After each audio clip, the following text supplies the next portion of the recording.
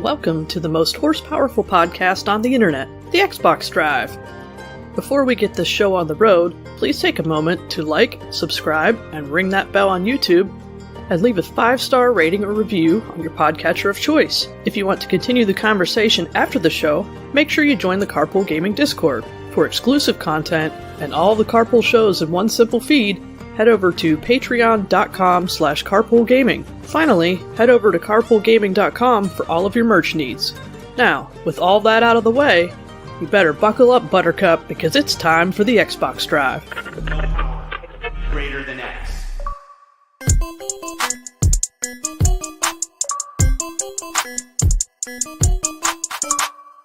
Hey everyone, it's me, Sean Capri. I'm glad you're here because you're listening to the most horsepowerful podcast on the internet. It's the Xbox Drive. I'm on a damn Skype call with my friends Mitch and Bowsah. Bowsah is fighting in virtual reality. What's going on, Bowsah? Welcome back. Oh, wait, we started the show? Yeah, get off of that dang thing. I'm sorry. Okay, you do that. Mitch, how you doing there, buddy? I'm good, bro. How are you? Great to have you back. I can't even. Oh, look at you. You're kind of like dodging. Our intro, we're kind of like we're juking and jiving with each other there, buddy. How are you? All right. For real. Welcome back. I'm good. I'm good. Thanks, man. It's good to be back. I'm glad both of you guys are back. We had nobody on the show last week. I mean, except me and Donnie, but the regulars were all gone. It's like nobody. Yeah. Just throws Donnie under the bus. I didn't say nobodies. Okay. You know what I'm saying? Oh, Yeah. I got you. Okay. No, Yeah. Okay. I no didn't say regular that. co-host is what Sean meant. That's what I meant. Yeah, of course. Our wonderful Fee is peacefully resting. No, we hope she's just sick, guys. She doesn't feel good. Fee, feel better. sick of For our- God's sake, we need you here. Are you saying that Sick she's of our resting excitedly? Like what? How is she? How else is she resting other than peacefully? is recovering from sickness, from illness. Okay. That's what she's doing. Well, we hope she's good. We are recording live here at youtube.com/carpoolgaming and twitch.tv/carpoolgaming live before it comes to patreon.com/carpoolgaming, then to free feeds around the world. It's like, you kind of get 3 hits of us. I'm just putting this together right now. You get us live, you get us late, a little bit later with Patreon, and then you get us, if you're on the free feeds, you can give a free trial over at patreon.com/carpoolgaming. But I'm getting way ahead of myself because why don't we start the show like we do each and every week with our Geek Outs? Bowsah, you've been gone for like 6 years. Why don't we start with you? It feels like it, but also it feels like I wasn't gone at all, Isn't that weird? Time's weird, man. Time's a construct. Yep. I am going to geek out about the internet at large and the ability for everyone to just stream things to YouTube live. Yep. Specifically, I want to shout out some mother of my nephew's baseball teammate streaming from her phone their baseball tournament today. So I was watching my nephew play baseball in Texas while I was eating dinner. Isn't the internet cool? And they're in 90-degree heat, and I am in my nice air-conditioned house in Pennsylvania on my kidding. recliner. It's wonderful. But it was great to be able to see that. Now, you missed some things, right? There's no score banner, and this is how many outs there are. You really have to pay It's not attention. ESPN. I was going to It's say, just send a Mitch over webcam there. hooked up. Hey, Mitch, get their stream game up to speed, man. Okay. I could out, go yeah. down there and make it real. I mean, Get That's it true. nice I can make an overlay OBS going. overlay in a minute. I can get that popping. exactly. Yeah. Make it like Wii Sports themed. 100%, Strike. yeah. Just hit this button to have my channel point thing strike. Yeah, man, that'd be Absolutely. great. I can make a stream deck work with that too. I can make it happen. Absolutely. Wait, how old are these kids playing baseball? My nephew's 13. Yeah, make it. I picture just a bunch of me's just kind of bopping around over there. Kind of. Yeah, basically the same thing. That's perfect. I love that. That's awesome. That is kind of crazy. We can broadcast our own lives. That's kind of I'm old enough to remember when live TV was kind of like a brand new thing. The news is broadcasting live from the scene. It's like, wait, what? Live? That's crazy. Live? Now we can do it live from our phones. Now we can do it. And sometimes you get the chatter of the parents in the stands. That's got what I one mean dad for. describing the burger that he got. Ooh. Oh, man. That sounds great. I thought you were going to tell me somebody making a play and some dad's psyched. no. He's like, nah, No. man, that's Wendy's burger's kind of trash, right? Yeah, He's the like, one at the dugout's way better. Just a plain old burger with bacon. I love it. That's exactly what it was. Yes. Great. I would burger mic after up the this. audience. I would mic up the Yeah. audience Oh, if I was in yeah. charge of that. I would walk by and be like, sir, tell me about your burger.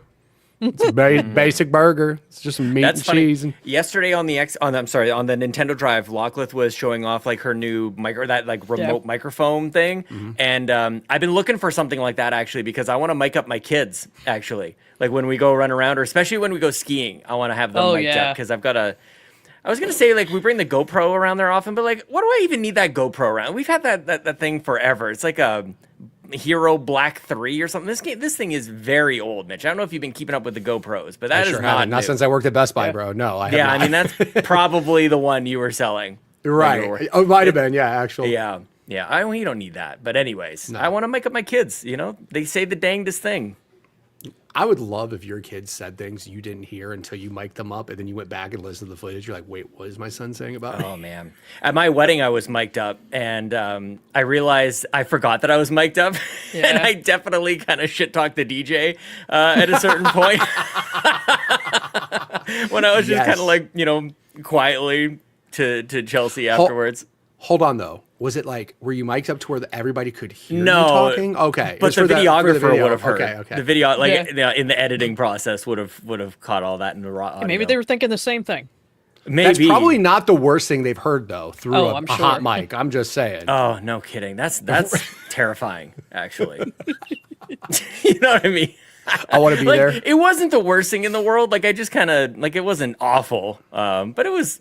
I probably wouldn't have said it if I remembered that I was mic'd up. So, dude, I bet you that guy has used that for blackmail every time. He's like, "Oh man, do you want this video to go out of what you said about your mother-in-law at the wedding?" I mean, kind of now. I wish I could pull the audio and see what I said. I just remember I said something bad, and I realized it later. Like, because like when you're taking it, they're like, "Let's take those mic back," and it's like, "Oh right, this was on the whole time." Sweet, awesome.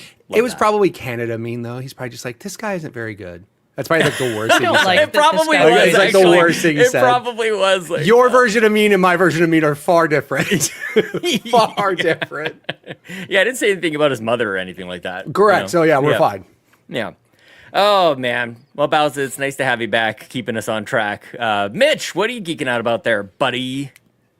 I don't know, bro. Like Tony Hawk's out today. Yeah, Tony Hawk's out today. That's pretty awesome. That's a good one. Nice. Yeah, I like it. I like it. You'll see I played Tony Hawk in an unconventional way that I didn't think I would. You'll see that here on the show here in a moment. But interesting. Yeah, Tony Hawk was we'll pin it. We'll put a pin in that. We'll pin it. Tony Hawk is out, and that's fun. Also, shout out to playing. Well, I'll get to that later, I guess too. But yeah, Tony Hawk's out. Let's just stick with that. There's other things I'll talk about what games I've been playing that have been super duper awesome. So yeah, I gotcha. You've been busy. I feel like you've been busy. You good over there? It's more like a check-in than a geek out. You all right? I'm fine. You all right? Yeah, I'm good. Okay, I'm good. Okay, I'm good. We're all busy. We're all just kind of hanging in there, Yeah. I mean, like I said, I've just been playing games. I've just been I don't know, same old stuff, bro. No, all right. Working out still. I've been on 200 straight days for working you. out. Something like that. I am absolutely not working out, and all I can think about is that burger that Bowsah was talking about before. Yeah, I'm not gonna lie, that sounds pretty awesome. I got about 100 calories available after I eat this bowl of popcorn, so I'm a little sad, but it's like okay. a couple sesame seeds, right? Is that what that I'll is? get 5 Ritz crackers and I'm good. Exactly. You exactly. You get a little lettuce and a pickle. That's 100%, it. Do pickles count? Like, do they what's the calorie count on pickles? I couldn't tell you. I don't eat pickles, bro. So what? Yeah. You don't eat pickles? Bowsah, what? You guys are both shaking your heads at me right now. What's with the hated pickles? What? I just don't like them. I don't hate them. I just dislike them. I just like their taste. I'm sorry. What about pineapples? Not I'm that cool with pineapple. Okay, we're good with pineapple. Okay, yeah, we're good with pineapple. That's fine. Well, just just calibrating where you guys are at with your taste buds and whatnot. You're about 75% of the way there. All right, as for me, I'm geeking out about the summer blockbuster I think is back this year, you guys. The movie theaters have been dead and dying. COVID killed them. We're trying to bring it back to life, man. I love going to the movie theaters. I love going to IMAX, especially. Mitch has got his bowl of popcorn there, and that's I was going to say half the reason. That's a good 90% of the reason I like going there. And now that I'm saying out loud, you guys might know this too, because I've been mentioning this over the last couple of podcasts I'm on. I am moving, and I'm moving way closer to the local movie theater, actually. That's awesome. I'm not that far away now, but it's like stumbling distance in the new house. So that's I could just on the way home from work, stop by, grab a big old bag of popcorn and bring it home with me. And that wouldn't be too far out of the way. Not a bad idea. That's the adult move right there. Yeah. So my theater literally offers almost like a trash can or trash bag size of popcorn you can go and just buy. You can go there and just be like, it's America size. You know what I'm saying? It's big. I get it. It's big. Like it's a big boy. America size. It's America size if I ever saw it. But yeah, no, it's pretty awesome. But I live like 5 minutes away from my movie theater, and it's awesome, dude. Now I haven't gone in a while, but I'm excited do to that, go here man. soon. Gotta Oh, I live got close to Fantastic Four tickets. I'm good, dude. Wait, when are you going? Day of Thursday, like Thursday, Fantastic Four when it comes out. Upon us. Yep. I want to see yes. Superman. I was like it was weird. Like initial previews for Superman, people were like, it's awesome or it's trash. And then the movie came out and like people like it. I'm like, maybe I'll go see it. I have faith in James Gunn, so I'm hearing the reasons people think it's trash, and I'm ignoring them entirely. Like it's actually like those garbage takes that you see on the internet. It's I can't wait to watch it. Like it's like people don't even know what Superman is. It's like when they come up with this garbage, and I'm not even mentioning it. You guys kind of maybe know what I'm saying here, and it's just like, my goodness gracious, I love going to the movie theater. Wasn't there like the Brad Pitt? What's the racing? F1. I gotta see that. I gotta see Superman. I gotta see Marvel. Like, man, don't go see Jurassic Park. Oh, I'm skipping it. Dude, I have been out on Jurassic Park for so. Did you watch it? No, but Queen did, and her reaction in her chat was just Jurassic World Rebirth is ass. Like that's her one word, her one sentence review, and she's just like, nope. And dude, Jurassic World 1, okay, 1 and 2, great. 3, okay. Jurassic World, not awful. Jurassic World 2 and 3, horrible, terrible movies. Awful. If you're telling me Jurassic World is not awful, then that's and that this one is worse. No, it's Jurassic World with like Chris Pratt, first one, not awful, not the best. Yeah, there it is. You can't talk to dinosaurs. I'm sorry. I don't care. That is, and the whole premise is ridiculous. I get it. You know, the whole suspend your disbelief, whatever. No, I can't. You lost me there forever. I feel like Jurassic World movies, the world movies, let's say, not Park. Jurassic Park movies are good. Jurassic World movies, I feel like are on the level of Transformers, where you have to literally shut everything logical 100% off, and just stare at things blowing up and dinosaurs and be happy. Like that's the only way to enjoy it. Yep. Not my Jurassic Park. But yeah, I got to see this racing. I got to see the Superman. I got to see Mission Impossible. I haven't seen Mission Impossible yet, and I feel like it might even be gone by this point. Oh, it's already gone, dude. That thing's going to be on Paramount Plus in like a month. That thing's super gone. That's regretful. I've been busy. I love seeing Mission Impossible movies in the theater. Like I've been emotional leaving the theater, just like grateful that I get to do that. You know, sometimes I'll take myself out on a date. I'll just go by myself, get myself some popped corn. What was the last time you went and saw a movie solo dolo? It might have been a Mission Impossible movie, actually. Might have been. Nobody wants to go with you? Like, Chelsea's not interested in that stuff? Not really. No. Really? Right. But also, like, I like going by myself. Like, it's just been a minute. I've been to some movies with my kids lately, so I guess that's kind of the other part. Yeah. How do they react well at the theaters? Are they cool? They're great. Dude, isn't that the best? Because my kids, oh my God. I just put all you gotta do is just put food in their face and just be like, here. Yep. They just eat food and you just keep feeding them. That's all you gotta do, and they're fine. They'll sit. I've definitely nodded off at a movie though with them, so that's not a. Why am I admitting that on a broadcast like this? What the hell is wrong with me? I mean, you're the only parent there too. I mean, it's definitely not a scare or anything that you're the only parent there nodding off, right?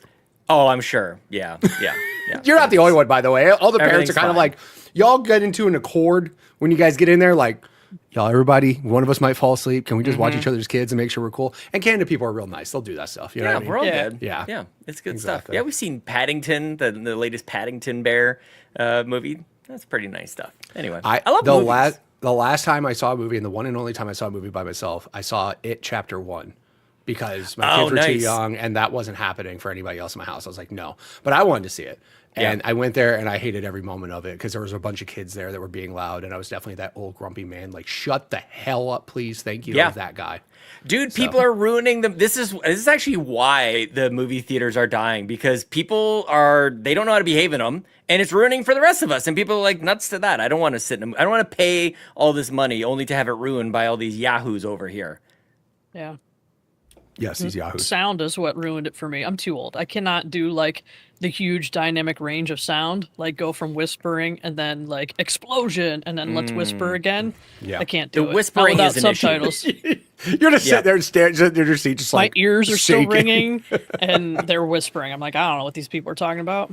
Yeah, it's not good. But I love the movie theater, and I can't wait to go see some of this. I gotta pick up some of my. I'm sure back here I've got some gift cards and whatnot. You can't pay full price to go to a movie. That's the thing. No. There's always a trick. Some Costco gift card or something like those night at the movies. Oh, matinee. Yeah. Matinee's nice. I Or am double doing that feature. on Thursday. I'm doing that Thursday. I'm going at like 3:00, and it was like Nice. 30% off. I was like, thank you. What if I did a double feature this? Ooh. I have so much to do this weekend, you guys. It's crazy. We're selling this house, and I've got I can't even get into it. I can't even get into it because this is a dang video game podcast. I've geeked out enough. There's a part that we do before we talk about the games that we're playing. What's next? She's back. She's quivering, and she's here to confidently tell us that there's housekeeping, Bowsah. Take it away. Oh yeah, I Aw. got to do this. All right. I got you if you need. Thank you to all of our supporters, especially those new Patreon supporters over at patreon.com/carpoolgaming. We have Nuke the Bridge, who upgraded to the exclusive tier. Exclusive. And we got Tim Eigendorf as a free member. I think that's one of the OGs from back in the Bobby days. Hell That's yeah. what the notes tell me. Welcome, welcome back, Tim. I wasn't here then. I don't know. I just No, read it's what's so on the fun. I'm paper. reading the notes, and it really does say that. And really it says that who in here. I'm told is one of the OGs. Yeah. I just read whatever's on the teleprompter, man. I just read the prompter, man. Yeah, that's great. And thank you to Brendan Myers for sneaking in with an upgrade to Ultimate Producer. That's crazy. Whoa. I feel like we people are say ultimate producer, like we thank them at the end. Like people should go to patreon.com/carpoolgaming and just I almost feel like uncomfortable saying like the level of support that this is. It is bonkers. It's crazy. It is crazy. So thank you so much, Brendan Myers. You also get a shirt, so that's kind of Yeah. neat. Designed by the Fee, of course. And so that's on its way over to Brendan Myers. Of course. Yes, of course. And once again, we want to thank Boots for gifting 50 YouTube memberships. Insane. What even happened there? I don't think we've ever had 50 in the lifetime of the YouTube channel. Like that's crazy. It like multiplied the lifetime membership, like, I don't know, 10 times probably. Pretty nuts, Boots. I was very confused last week. It happened live on the show last week, and I was like, that can't be. That can't be. That's got to be wrong, right? Yeah. That's how broken I am. Like you have some amazing news, it's factually presented correctly in front of you. You're like, no, that must be a mistake. Surely. Yeah. Yeah. Cannot be real. That's my own cross to bear, though. Mitch is muted and telling us all kinds of funny stuff. Yep, exactly. Good one. It's great. Yep. All right, for the patrons out there, there's some new content available for you. Seth's Pants episode is out right now. In a couple days, you're going to have Sean's. So please be excited. Sean, did you record it already? I'm recording in the morning, actually. So all right, you guys so if you're watching it live, you have a chance. Yep. I'm telling you, you got a chance. I got lots in my brain. Come jump on in. Pick it apart. See what Pick it apart. what do you guys want to know? You know? Need questions. You're driving the show. That's how this works. That's how this works. That's right. And we have a new episode of We the Gamercast with relatively new community member Sam, aka Gizmodo16. I think you're gonna like it. Yeah. I really enjoyed this episode. I was pretty happy. great. I could literally hear Sean's brain exploding a few times, so it was quite entertaining to me. It was pretty fun. We the Gamercast was a show that I did forever ago, and it was always that's how I met Mitch. I don't know about. I feel like I was already doing this. I think you and I met from not from We the Gamercast. I don't think. Right. But Mitch and I met Mitch through We the Gamercast, just kind of like going through strangers from. I don't even know how that works. It's kind of like in the early days, Mitch. It was like we had a phone book, like the white pages, and you just sort of like flip through and you're like, I'm gonna call this person. But it was Facebook, and it was probably like a kind of funny group of some sort. Yeah, absolutely. That is 100% what it was. It was a kind of funny Facebook group, and I was like, I want to do podcasts, and you're like, you could be on mine. Yep. And then here we are. Here we How are, many, man. 7 years later or something, You're welcome. something like that. He said it thank again. you. Yeah, Thanks. like a year and a half ago. You could be on mine. Yeah, exactly. That's So true. shout out to Sam. That was it was very nice. It was very sweet. Yeah. I like that one. Just get to know each other a little bit, you know? Yeah. Yeah. Yeah. And we also have a really cool video that Fulia put together with some of the hosts' favorite indies from Summer Game Fest, including the one Mitch Power. Yep. So please head on over to the YouTubes and check that out. We still have Summer Game Fest merch. That'll probably be going away soon, so hurry up and get your orders in. Yeah, because it's almost winter here in Canada, so Yeah, we can't it's can't be selling Christmas that. in Australia, so Yeah, I can't even keep track. yeah. That's why I bought the Weather Drive shirt. It's like Oh, that's pretty great. there's weather no matter what time of year. Yep. That's true. Makes sense. I like I it. did talk about the weather on the RPG Cave last week. I got to guest on that show. Talked about tornadoes. We had a tornado touchdown nearby, so that's pretty great. I mean, it's not great. That's like not the great, tornadoes but- are terrible. They're a natural disaster, but it's pretty exciting. You know what I mean, Mitch? You I guys bet get those tornadoes people who are down right there? in the middle of it just are thinking it's so exciting too. I bet they just I love know. that. Well, they shot video of it. Like some people thought it was pretty exciting. Might have been the last video they shot, dude. Oh no! God. Yeah, they just ran a little too close to it. You know, fell through Yeah, it the was a event little bit. horizon. Close to the sun. Right. That would is suck. all. Death by tornado, like that'd be pretty. We could tier rank. Oh yeah, get out of here, housekeeping lady. We're on to our topic of the show, Tornado. Run. which apparently, actually, this should be at Weather Drive, the next Weather Drive, if it ever happens. Tier rank the natural disasters. Okay, the That is weather based. that is the darkest subject I've ever heard in my life. Can we not do that, please? You know, and like all Jesus. weather, like is it? You can go up the scale. Like, do you start at hail? S tier, or heavy sunny. rain. S tier, sunny. No, I get sunburned. What? Overcast, Sunny. please. No. Yeah. Clouds. Not Sun. overcast. I'm not See going to be a how part white of my that. skin is? You I just want to be clear. I have like limited knowledge of things, right? I have sunny and warm. Like that's all I got. I know I have clouds most of the time. It rains 30 days a year here. That's it. Oh, That's it. man. No, not Rain, even 30, cats, like and 15. dogs. Yeah. When it rains though, it gets wild sometimes, dude. It's a little weird. Yeah, we were on our way home a couple weeks ago, and it was just out of nowhere. It was like a Florida rain, kind of crazy out of nowhere, and cars were stuck. Like cars were flooding their engines, I guess, trying because you just didn't realize the people didn't realize how deep it was. And Oh, they were driving. Oh, you well, that's don't drive dumb. through the water. Don't. you don't Ever. drive through the water. No. Yeah, not good. My, Not good. You know what did get through the water though? The minivan. The dad in the job. minivan with the kids in the back. Hell yeah! Of course you did. Hero.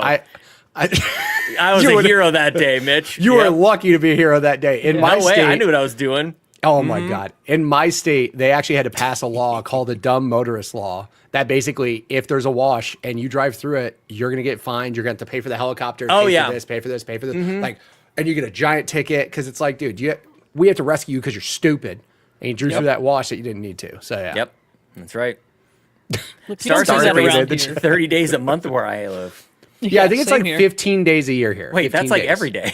Yeah, Yeah, yeah. exactly. It's Pittsburgh. Nice. Buenos comms. Good job, Sean. Like, Good wait a job, Sean. second. That is most days. It Hold up. rained 30 days in February for me. Yeah, what the hell? Nice. Man, that was kind of fun. All right. So Well- you do like weather. Yeah. Yeah, it all starts with natural disasters, if you'll let me.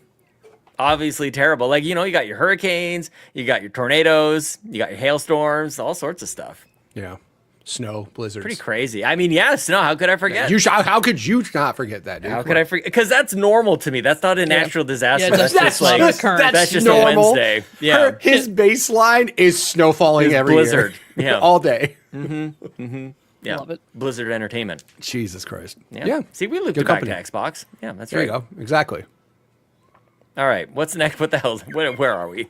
What is this show? What are we Mitch, doing? I don't know. What bro. games have you been playing, Mitch? Oh, right, hey. right. We talked Yeah, about yeah, video we games. do that, right? Yeah. So as far as it goes, obviously, I mean, it's been a couple weeks since I've been on the show. Yeah. So there actually has been some different things that I have been playing, which I'm going to pull up at this very moment because I totally forgot. I had my celebration stream, which was fun. Definitely had a lot of people there for that. We played some community games, played some Fall Guys, played Lockdown Protocol, which is fun. Lockleth, I'm sorry. But we had a lot of fun with Fall Guys, Lockdown Protocol.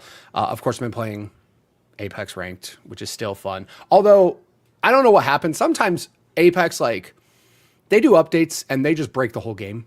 Like, one map, it was the funniest thing I've ever seen. One map, the trees that were supposed to be stationary were just moving on their own. Are you sure? I swear to God. Maybe too much monster over People were standing there, and the tree that they were hiding behind for cover just went. there. Okay, that's just, actually hilarious. Just moved out of the way. People were like, "What the hell? Why are trees moving? Just walking left and right." So they got to the point where it was so bad they had to disable the entire map. They were just like, "We're just shutting this map off so we could figure out why it's doing it." Man. And to which I go, What line of code did somebody accidentally add a number to and break trees? I was just thinking that. I don't know. It's being held together by But Band-Aids. don't break the programmers, man. Right. But no, like I said, it's like, it sucks because, like I said, sometimes that stuff happens, but I've still been doing decent ranked Apex, so that's been fun.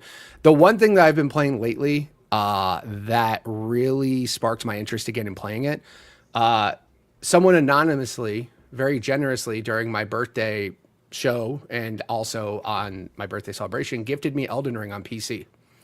Oh, snap. So, because I wanted to play the PC version because I want to play it, let's just say good. I want to play it in better frame rate and stuff like that. Just saying. Sorry. Bowsah did not like that. That's fine. That's fine. She can't. It's cool. Go ahead. No, you can play it on PC now if you want. Here's the thing I'll say, though. I got Elden Ring on PC. I was super stoked. I went to the settings. I maxed everything out. But here's what I'll say. Uh-oh. I got really sad because apparently From Software doesn't give a damn about your PC settings. It doesn't give you options for better frame rate. It doesn't give you options for like 90% of things that are in other games. What are you talking about? How? You have access for resolution, some detail like high, low, medium details. You can't change field of view. You can't change frames per second. You can't change things that are like the DLSS, like kind of like you Nothing. Can't oh, really? And it's locked at 60 by default. And On I'm like, PC? On PC, and I'm 9 shades of mad. I'm like, where did you buy? Like, is this an Xbox it's version Steam. or No, Steam? it's Steam. It's a Steam version. I got a gifted from Steam. I don't even know if there is Elden Ring on. It's just Xbox. nuts that like, and then I see all this, and I'm like, where's the uncapped frame rate? Where's my option for where's any of this stuff? To which a very nice guy who showed up to my chat while I was playing Elden Ring basically said, "Oh, that's a From Software thing. They just don't give a shit about that stuff." And I'm like, why did I care to get this on PC then? Like, I literally bought it on PC to have higher frame rate than Xbox, to have it look better than that. To where, here's the one thing that's nice though. You can do mods on Elden Ring. And it does all those things. It's really sad that I had to figure out how to do mods to get higher than 60 FPS. That's trash. That's I'm sorry. unacceptable. That's ridiculous. Like, and it sucks because like everybody in the comments, like Buzz, Torch, which is the guy that showed up, or Toasted, they were basically just like, oh, it's a From Software thing. To which I count that as like a BS pass. Like, that's like a Bethesda. Oh, it has glitches. That's a Bethesda thing. No. Can we stop giving developers passes, especially people like Elden Ring, where it's literally that game sold 30 million copies or something nuts? Like, what are we talking about? It doesn't have these settings to change. So then I had to go do the mods, and I did them. But if you do that, you can't play online with anybody. You have to basically disable any online features, because if you don't, you get your online is banned. And the cool thing I'll say though is that the modding community is really nice, because they have basically a shortcut you can do that starts the game offline. Like, it kills any online connectivity from the start, so you don't have a risk of getting banned. Yeah. But little dumb things that are mods, then this is why like I'm starting to be like, okay, PC's kind of cool. There was a mod to disable the title screen, that bright white Bandai Namco that flashbangs you if you play the game at night. Yeah, yep. There's a mod to just skip Flashbang. that. And I'm like, that's amazing.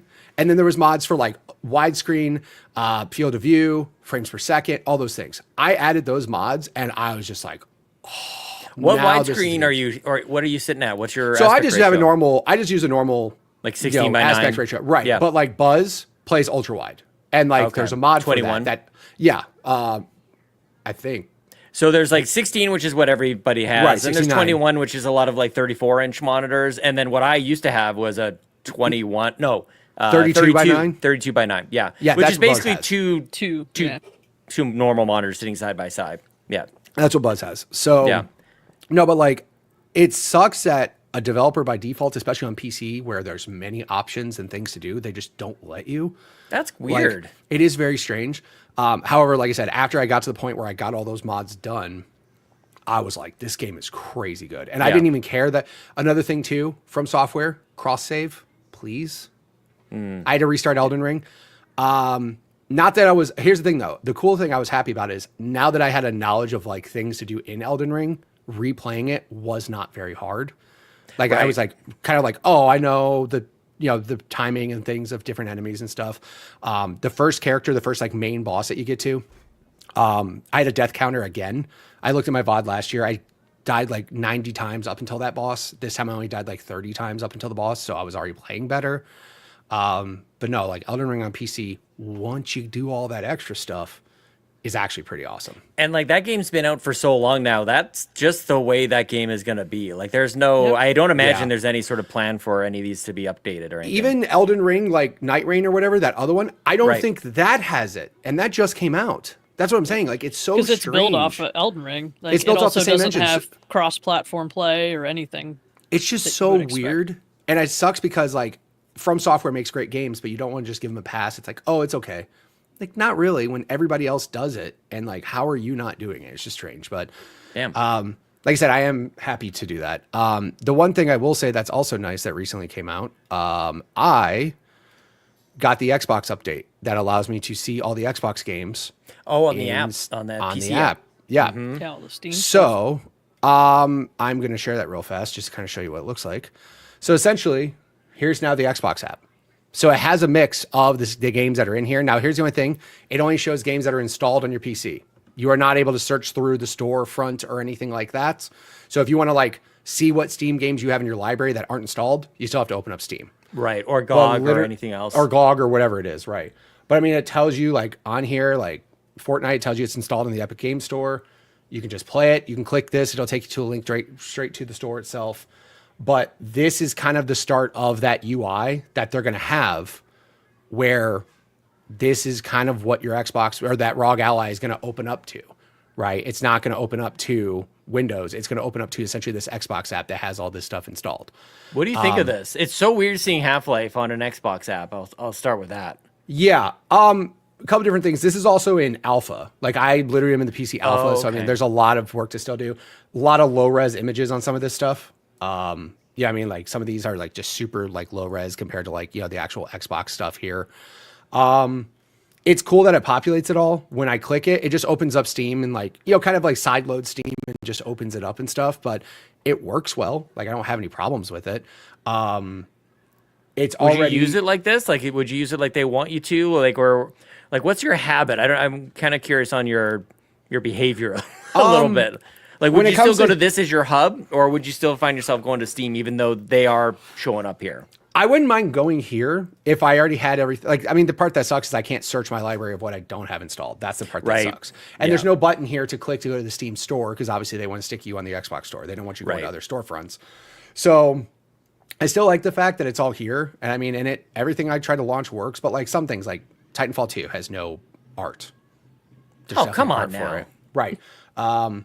Some things like Helldivers 2, no art. So yeah, I mean, that there's might still be that alpha.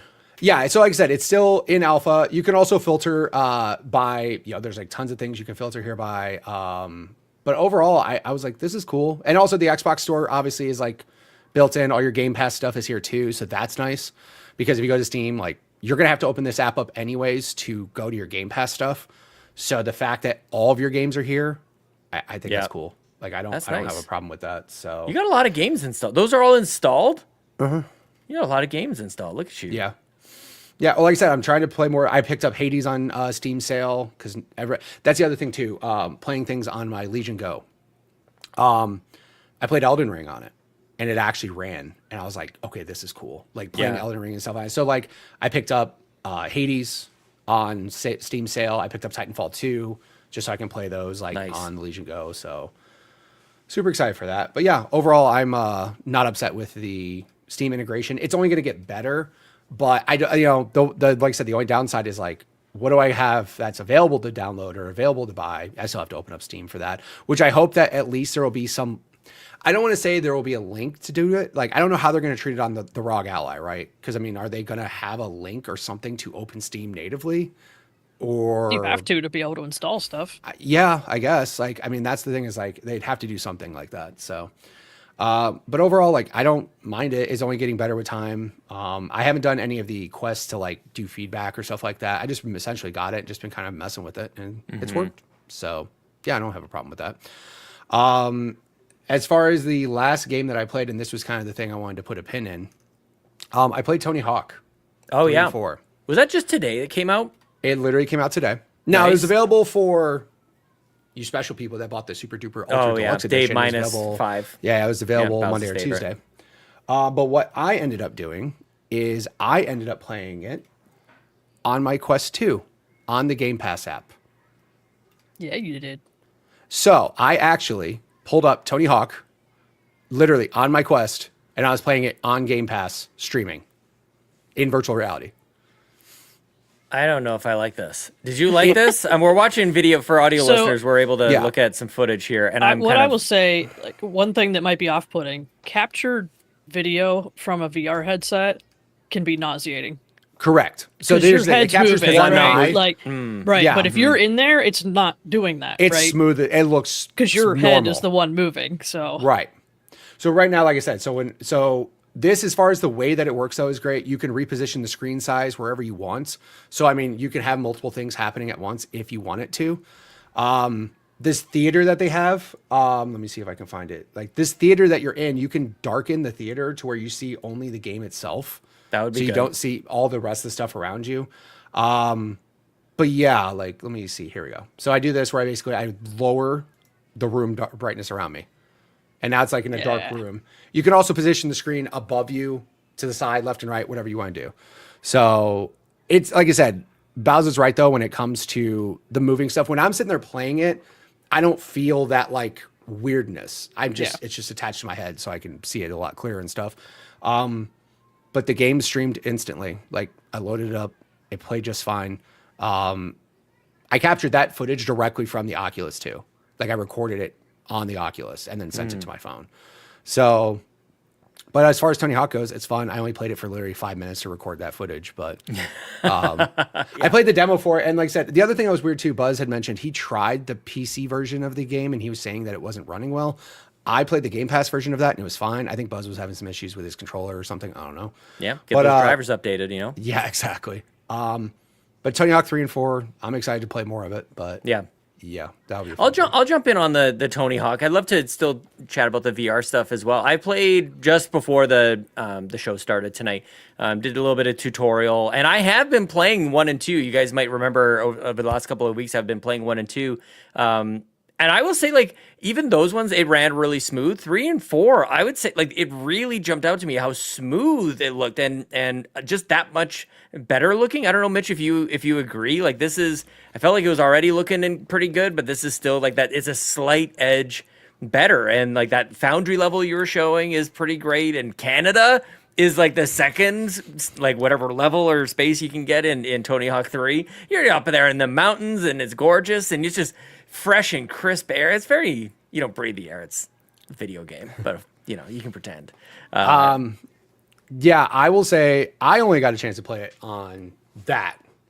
And Right. I will tell you visually, it looks good, but also is it the crispness there? Is like all the details there? No. Oh, interesting. I did download it on my PC because I wanted to test Buzz's theory of if it's broken on PC or not. But I actually plan to play it on PC because again, I just want to see it as good as it can possibly look. And when I played the demo of it though, it did look awesome. Like Yeah. it does look great. It runs smooth.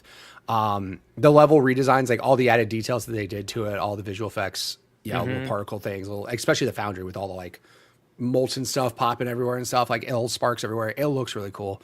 Yeah. I'm excited to play more of it. It got great reviews from everybody. Like As it should. It's Tony Yeah. Hawk, and it's great. It's and I obviously need to spend a little bit more time with it. I have this weird wish though, like, and for whatever reason, I'm thinking about Rock Band when I say this. I kind of wish that Tony Hawk 3 and 4, you could bring in 1 and 2 with it. I wish you could have like one game and sort of have all 4, because you can kind of go in and select which career you wanna go tackle. I kind of wish that was That just would be like awesome, one actually. game. That would be actually Come on, really Phil. cool. Yeah, Phil. Exactly. No, I think that would actually be a really good idea because Tony Hawk, like I said, I mean, Underground 1 and 2 are like, everybody's just like, are you going to do Underground 1 and 2? Right. I mean, Yeah. Underground, those are good games. Those, like, it's weird though because of the structure of those games. They're completely open world. So you would just, redesign the entire open world and just make it 2 open world games, I guess, at that point.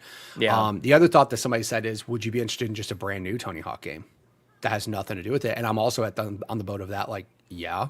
Isn't that kind of like what they have done with Crash? Like, I feel like they did the Reignited or the remasters for those, and then we got 4, if I don't care about Crash, but I mean... that's what happened, yeah. No, the Insane Trilogy came Crash out, sucks. and then Crash 4 came out. So yeah, like, and that was the thing too, like, what's weird though is that 1 and 2 came out, and then people were scared because the studio got closed. And they were like, I don't know if any other versions are coming out. And then when 3 and 4 got announced, everybody's like, yes, please, thank you. So yeah, and then everybody's just like, hey, we want Underground, and Tony Hawk's like, yeah, me too, I like money. So you know what I mean, like that thing's gonna make a lot of money. So I just saw a clip of Tony Hawk. He was talking to some like young, did you see this, Bowsah? Like this young kid, I don't know, some superstar skater, and he was asking how long did it take you to do the 900, and he was like 4 tries or whatever it was, or 90 minutes or something like that. Or it was this crazy. I haven't obviously kept up with skateboarding at all, and I guess like this monumental thing that we all remember Tony Hawk do. He did a 900. Like, this is normal now. Like, we've been at this for this long. That they this did is it. Just a normal guy thing. did it in the X Games during his run. Yeah, just not like during the run, right? During like, the run, special... not the best trick contest. During his run, he was just like, I'm just going to throw a 900 in with other stuff, which is what we do in the game. Like, the video game has now become life. You know? So that video basically, the kid said he learned how to 720, and then he goes, how long did it take you to learn how to do a 900? And he said 1 hour. That's right. Yeah. He's like, it took me 1 hour to learn how to. He goes, cool. It took me 16 years. Don't worry. I know. It's like his whole life. It only took me 16 years. Don't worry about it. The advancement, the biggest thing I'll say, it sounds dumb, but foam pits and airbags. Yeah. It sounds that's bad. how they're practicing and training. Literally, and stuff? Yeah, because that fear of like I'm gonna die goes away when those things are happening. So when they start doing things into foam pits and they're like, oh wait, I can actually. I feel like that's kind of cheating. It's not. It's just advanced. I mean, I'm totally kidding. I was going to say, you're going to say advancements of like other sports, you like break your leg. Look at these. I know. Look at these wimps cheated. not breaking their bones, body casts from trying to learn how to skateboard. No, yeah. Like I said, I mean, that's also kids. Real small kids can land and slam really hard, and they're fine. And adults have brains in their heads, and they realize like that's going to hurt really bad if I fall. And kids are just like, I'll get up. I'm fine. They really like that kid who he's talking to was like 8 or 9 or something. He was tiny. He's a little kid, and they can spin faster. We get injured going to bed, or getting out of the bed. I know my ankle hurt this morning a little when I got out of bed. Thanks, Boba. Yeah, we got this gout situation over here. I don't have gout. I just have a bum ankle at times because my dog lays his head on it when I sleep. That's no good. It's no good at all. Yeah, I heard this thing the other day. Like, you don't really see kids with casts on anymore. You used to see at least like in your classroom or in the other grade in your grade, there's always at least one kid who had like the broken arm or a leg or something like that. You don't really see that anymore. You know, these kids these days, they don't know what it's. What are you giving me the eyes for, Bowsah? I don't see no kids with broken arms or nothing. I mean, I've had kids that are injured that have had casts. Me personally. You have had your kids have? Oh yeah, Alex or Addie broke her wrist at the trampoline park. The weird thing that made me mad was Alex like broke his collarbone, and then like at the hospital was using the same arm that apparently had a broken collarbone to hit his sister and annoy her. And I'm like, are you sure it's broken? Like sometimes you just gotta put the pain aside. Did he just magically heal by the time we got to the ER? Is that what we're doing here? Like, yeah. Yeah, I know it's a weird thing to talk about. Like, it's not like I want kids to get hurt, but like, it's just no, sort of I get like, it. How are they? You know, like Sean's no point. I don't want kids in casts. I just want to make clear. Yeah, I'm just gonna grab Lincoln by his pants and just kind of toss him around a little bit. And just don't do that. That is all for jokes. This is comedy podcast. This is real. Gets this injured, is not real. It was unrelated. It was unrelated. I'm really incriminating myself here. He's not even around me right now. He's He's off in another province right now. What? Oh man, so fun. Yeah, those are the games I'm playing. What about you, Bowsah? Bowsah, you playing Tony Hawk? You playing anything like that? What are you doing? No Tony Hawk, sorry. So I played a really fun game. It's called Get Your Switch 2 and download all of these games and make sure they're all updated and installed and you bought DLC for them and all that's ready and take it with you on vacation and don't turn it on a single time. Oh, really? Yeah. What happened? Why not? I mean, she had too much fun doing other things is what happened. But also I had a lot of fun doing that. Like, that's great. That sounds like a good time to me. I kind of enjoy that. Get nice and organized. I don't really enjoy like the preparation. That's right. I ended up reading books. So Fee gave me some excellent recommendations right before I left, and I went through a couple books on vacation. Nice. That was fun. Got a little bit of sunburn. Spent some time in the pool, in the ocean.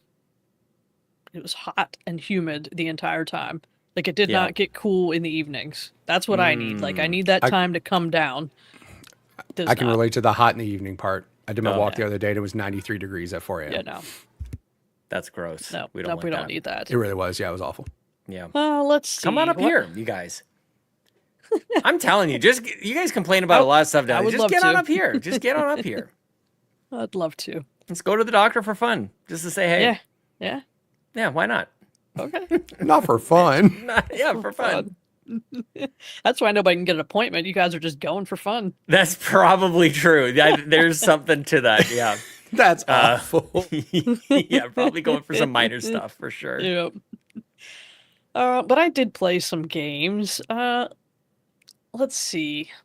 I played some solitaire. Nice. Play a lot of solitaire. I have fallen off the solitaire run. Oh no, every day. And it's like more than the 15 minutes that I need to play. That's why I did. That's why I had to stop. Like, I can't be spending my whole day. There's nothing else I want to play. That's fair. So, That's I don't fair. know. Why not? Yeah, why not? I could be doing worse things with my life than playing solitaire. That's true. You could be hurting kids. Yeah, I can be throwing kids. Exactly. Yeah. Just keep Right keep onto Bowsah off asphalt. the streets. Playing some solitaire. Oh my goodness. So I'm not sure if you guys are aware of this, but there was a little game that released right after I got back from vacation.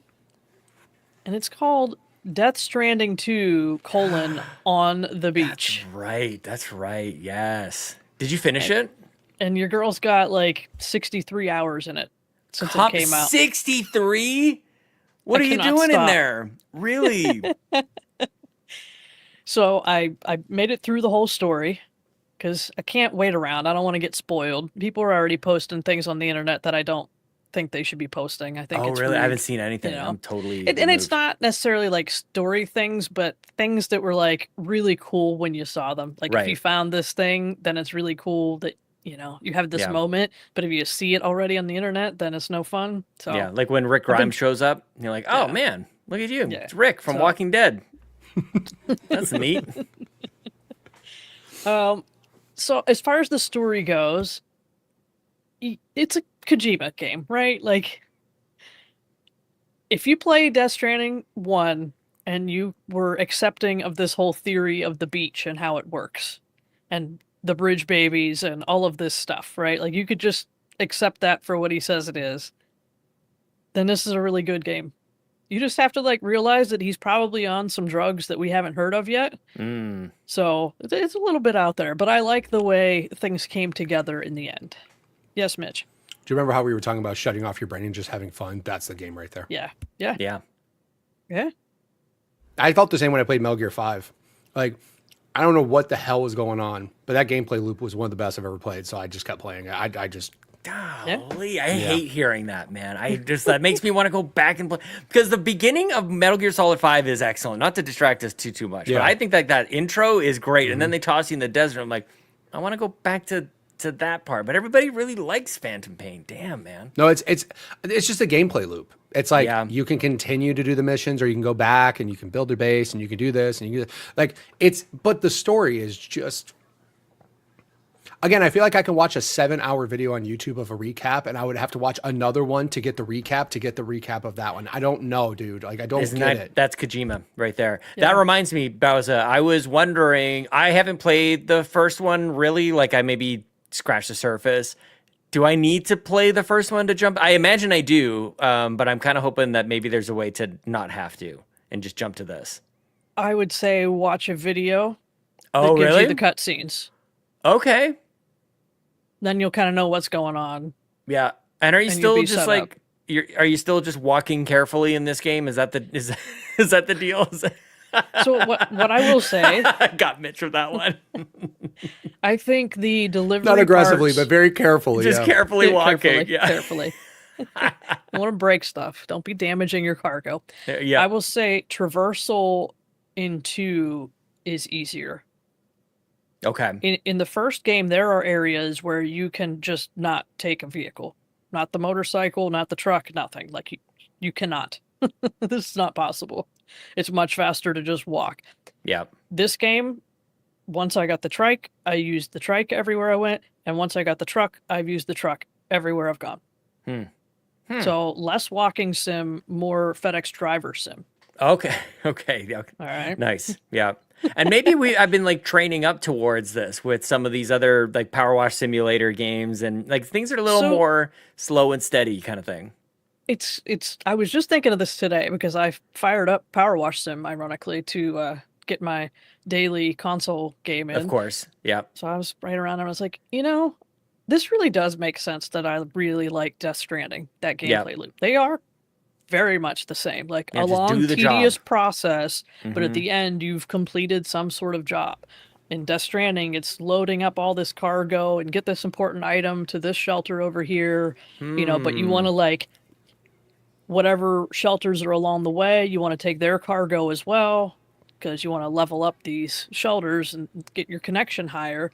Because in this game, they really reward you for that. Like every level, star level you reach with a shelter, it gives you some sort of reward.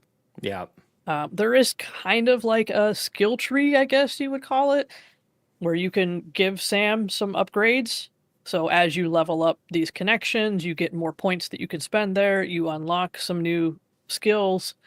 There's an immediate payoff to continuing to increase your connection level with all these places. And are you playing on PC or PlayStation? No, just on PlayStation. On PS5. It's only on PS5, right? Yeah, I think so. Oh, they didn't even come out with the PC yet? Oh, wow. I don't think. Shows what I know. And I'll tell you what, I'm playing on day one digital PS5 on performance mode, and this game is stunning. Wow. Absolutely beautiful. I hear game of the year for this one, like in the running for like what a year, pretty crazy. Yeah, it has been a crazy year. The one thing I said this on my stream, and Bowsah, I don't think agreed with it, is like a lot of people were online saying it was like their quote unquote first true PS5 game because it's right, like the next gen kind of. Yeah, it's exclusive. It's not on PS4. It's not even on PC right now. Like this is like, hey, the only way you're gonna play this amazing game is to go buy a PS5, and like, yep. And of course it like takes advantage of everything too. Like just you're not trying to make it work on PS4. It's only working off what PS5 can do. And yeah. Did Final Fantasy Rebirth, like the second one, was that Rebirth? Did that come out on PS4? I have no idea. Nah, doesn't matter. It's all coming to Xbox soon enough anyway. That's right. Yeah. Damn right. Yeah. Yeah, I'm glad you're liking it. So wait, you finished the story and you're still playing? You're 63 hours in? So like just doing jobs and whatnot? Like I don't really understand like what there is to do. There's a platinum trophy to be had. Okay, there you go. And I will have it. Okay, it will be mine. But there is things to do. Like some of the locations you go to, the people that live in those shelters are a bit ominous, and you got to figure out what their deal is and who they really are. Sometimes like there was a fisherman and you got to get him leveled up, and then he wants you to get the Lord of Tar Lake. So you have to kill this giant BT for him. So you got to like level up your connection to be able to go fight the big boss battles. Mm-hmm. A really cool feature they added in this game is they give you EX capture grenades. So if you get a BT down to their health bars in the red and you throw one of these capture grenades in its mouth, now you've captured that BT and you can summon it to fight other BTs that you're up against. So now you got big things on your team. Sounds like Pokemon. Sure, whatever. That's awesome. No, that's cool though. I'm not knocking it. I'm like, that's awesome. Yeah. That's cool. I got summons now, baby. Hell yeah. This game has me kind of feeling like I'm missing out. Not gonna lie, like people are really loving this one, and I feel like I'm in no position to play it. Honestly, it's like it'd be fun, but yeah. Yeah, it can't. It should probably be a slow burn. Yeah. You know. Oh my God, music once again. Oh, of course. The soundtrack in this game is just phenomenal. Yeah. I always come out of a Death Stranding game with new musical artists to listen to. Yeah, nice. No different this time. Let's see. What else did I want to talk about on this one? Side note, Final Fantasy Rebirth came out on PC almost a year later. It was on PS5 for a year by itself. But was it PS4? Did it come out on PS4? Okay. No, it was just PS5. Yeah, so some games are this gen only so far. Yeah. Yeah. But this one is just beautiful. I keep taking screenshots and pictures. It's got a decent photo mode. Oh, I love it. I feel like Nice. I've missed so all the happy points for I you. wanted to talk about. Yeah, like, you I'm love like all this. flustered. No, I get, like, this is why I talk fast. It's like, where do I even start? Nice. I have one gripe with the story elements, but I don't want to talk about it because I don't want to spoil what I don't care for. It's not a big deal. I maybe don't care so much for who the big bad is this time around. Yeah, I struggle with that whenever that whether it's a movie or any sort of fiction. It's like the big bad is kind of like, I mean, kind of lame. Then you have to really make up for it in a lot of other areas. Yeah. It's actually one of the reasons why I love GoldenEye, the movie, so much. It's like I feel like one of the best villains in James Bond, like 006. That rules. Like how do you beat that? You know, Le Chiffre's pretty good in Casino Royale, of course, but I mean, like, he's one of your own. 006, dang, Sean Bean, classic. Yeah. So I actually think that I'd have to go and do some internet checking. It feels like part 2 had less total cutscene time. Like Death Stranding 1 has like full hour-and-a-half sections where you're just sitting watching a cutscene. Yeah, Metal Gear There's still 4 a lot style. of cut. That is very scenes. Kojima, yeah. Yeah, there's still a lot of cutscenes and like story elements and things happening here, but I don't think there's ever like that big of a chunk. Yeah. And maybe not that many big chunks either. So if that was a drawback before, I'm pretty sure there's less of it this time. It's funny because I feel like I obviously haven't played enough of it to really comment, but for whatever reason, like I would be jumping into that game more for the sort of movie side of it, like just to sit back and kind of like let the story wash over me, because I don't know that I really want to get excited about walking carefully across the country. Like that's not. Go find a YouTube video that's like 5 hours long or something. I might just It's do gonna that. have to be like 11 hours long on the first one at least. I'm looking this up right now. Go on. Yeah.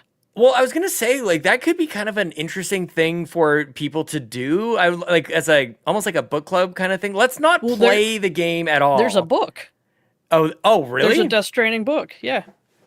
Oh, that's nice. I mean, There but you I'll go. skip that too. I'll just watch the Well, yeah. movie. Yeah, like that's kind of the point. I feel like that would take me even longer. I'm a slow reader, you know? That was a Death Stranding director's cut. All cutscenes, full game movie, 4K ultra is what it's 11 and a half hours. I See? want to do that. I'll Perfect. send you a link. Like, Is there's a there couple one other for Death ones. Stranding 2? How long is that? Maybe, probably. See? That's what we need to know. Oh, that's a good way to compare. 9.5 hours. There is you what go. it says. Oh, Death pretty Stranding 2, tight. all cutscenes, full movie. Yeah, like 9.5 hours. Yeah, like I could go grab a bag of popcorn from the local movie theater and just sit down and watch Sit it, and you know, watch it 2 hours all at a day. time. Yeah. Go do a Yeah, you're good. marathon. Just sit straight. Oh man. Do it in one go. It would be like watching the Lord of the Rings extended Which I do editions. every year. I love See? watching. You can literally I do that. it. You have Yeah, the capacity. Definitely. Yeah, that is about 12 hours, isn't it? You know, the Yep. extended editions are closing in on 4 hours each. That's pretty. Mm-hmm. Because I thought about doing that for Xenoblade as well, which I think if you look up Xenoblade, Mitch, I want to say it's like 30 hours of cutscenes. I feel like it's Jesus literally Christ, dozens of dude. hours, multiple dozens for Xenoblade 3, I think. I've also thought about doing this for, like, oddly enough, The Last of Us as well, just to kind of like re-experience some of these things. I mean, maybe that's how I get around this and just shameless. What Xenoblade do you want me to look up? 3, Xenoblade Chronicles 3, all videos. Chronicles 3. And it's crazy because there's going to be one where it's like story only, and then there's going to be a whole bunch of other extra movies that you can watch. Like a lot of different versions should probably pop up there. What are we at, Mitch? This one says 19 hours. Yeah, like that's that's. I think YouTube has a limit on how long of a video. Like, how big is that file they have to size, for be God's multi-parts. sakes? Like, No kidding. That's crazy. Well, I would love for people to let us know in the comments below or in the Discord. Like, are we onto something here? Should we just like be watching the cutscenes from movies? We've already fully accepted in a gaming ecosystem, I feel, or a majority of us have accepted. A lot of us just play on easy mode. You know, that's fine. This is the next step. If playing on easy mode is acceptable, then watching the entire game in the movie on YouTube. that reminds me of another benefit to the second game.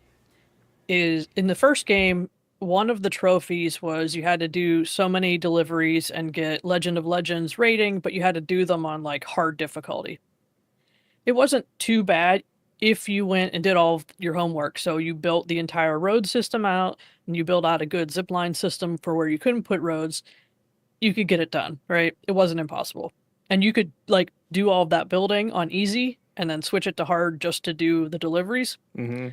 For this game, you can be on casual or above. I think there's still like a story level that is like super duper easy that doesn't count, but like casual and above all counts towards like there's like 3 different classes of missions.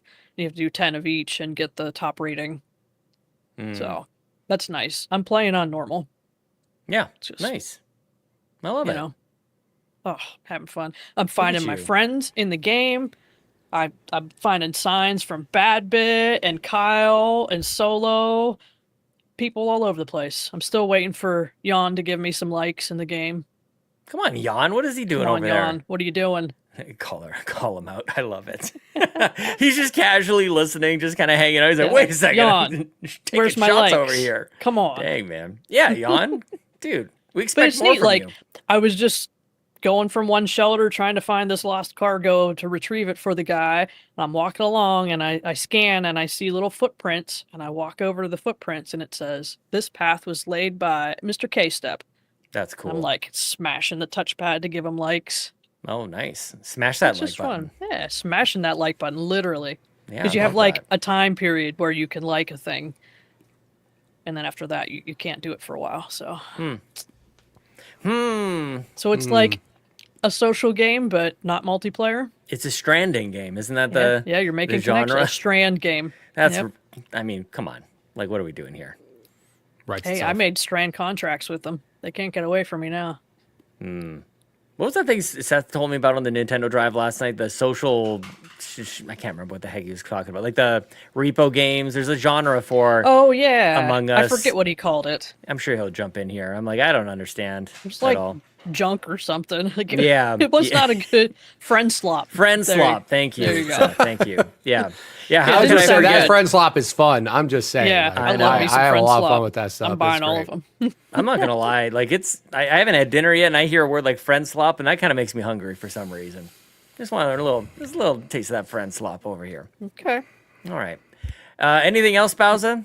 Death Stranding 2. Well, I did some playing around as well in VR. Oh, As teased at the beginning of the episode, I maybe made a purchase. a I purchase. maybe got the Xbox branded limited edition MetaQuest 3S. What the It just heck? arrived today. I love the colors. You know, it's Yeah. all black with just some fine hints, like it's neon green in here. Mm-hmm.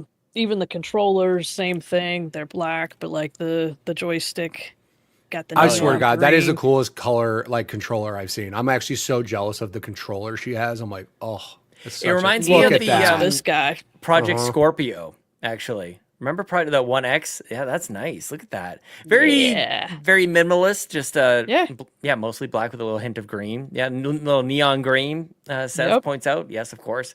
Yep, love it. Yeah. So let me paint a little picture here.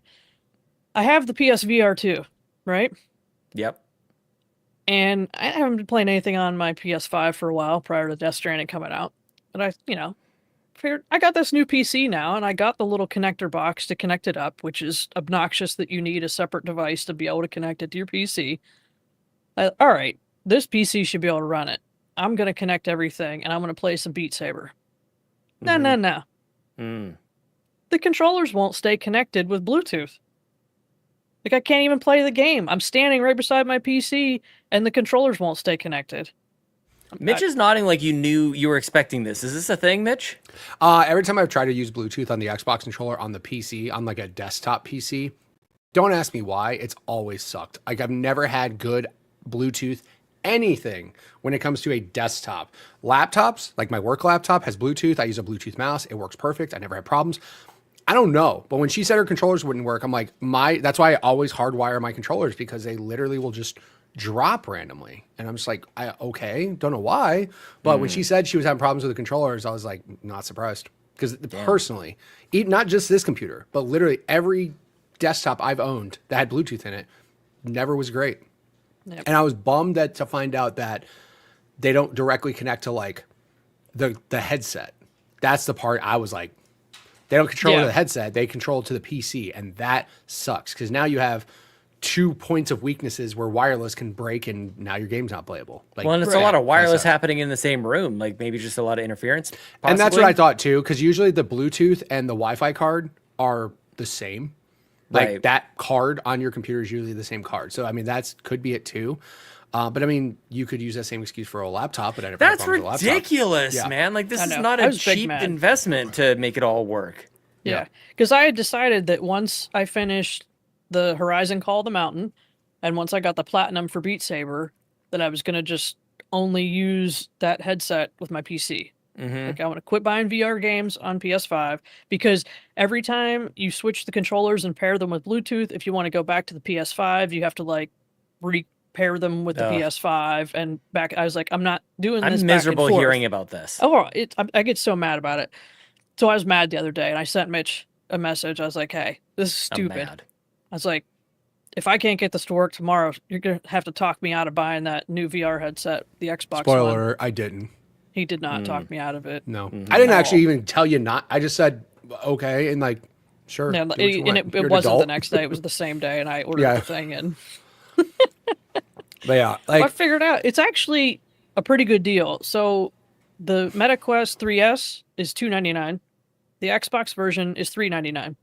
But you get an Xbox controller, you get the Elite head strap, the good head which strap, is also like a $60 upgrade, okay. and you get 3 months of Game Pass Ultimate. There it is. That can stack with your existing membership. It's not a new members only thing. Like when you add up all these things, it's way more than the $100 extra that you paid for this one, and it looks better because it's black with neon green highlights. It does look a lot better. It's such a sick like collab that they did, and like again, just the simple color scheme, that black and green, and like the green accents look super good on it. I also like that the controllers themselves, like the meta controllers, also were black and green to match up. Like that's super cool.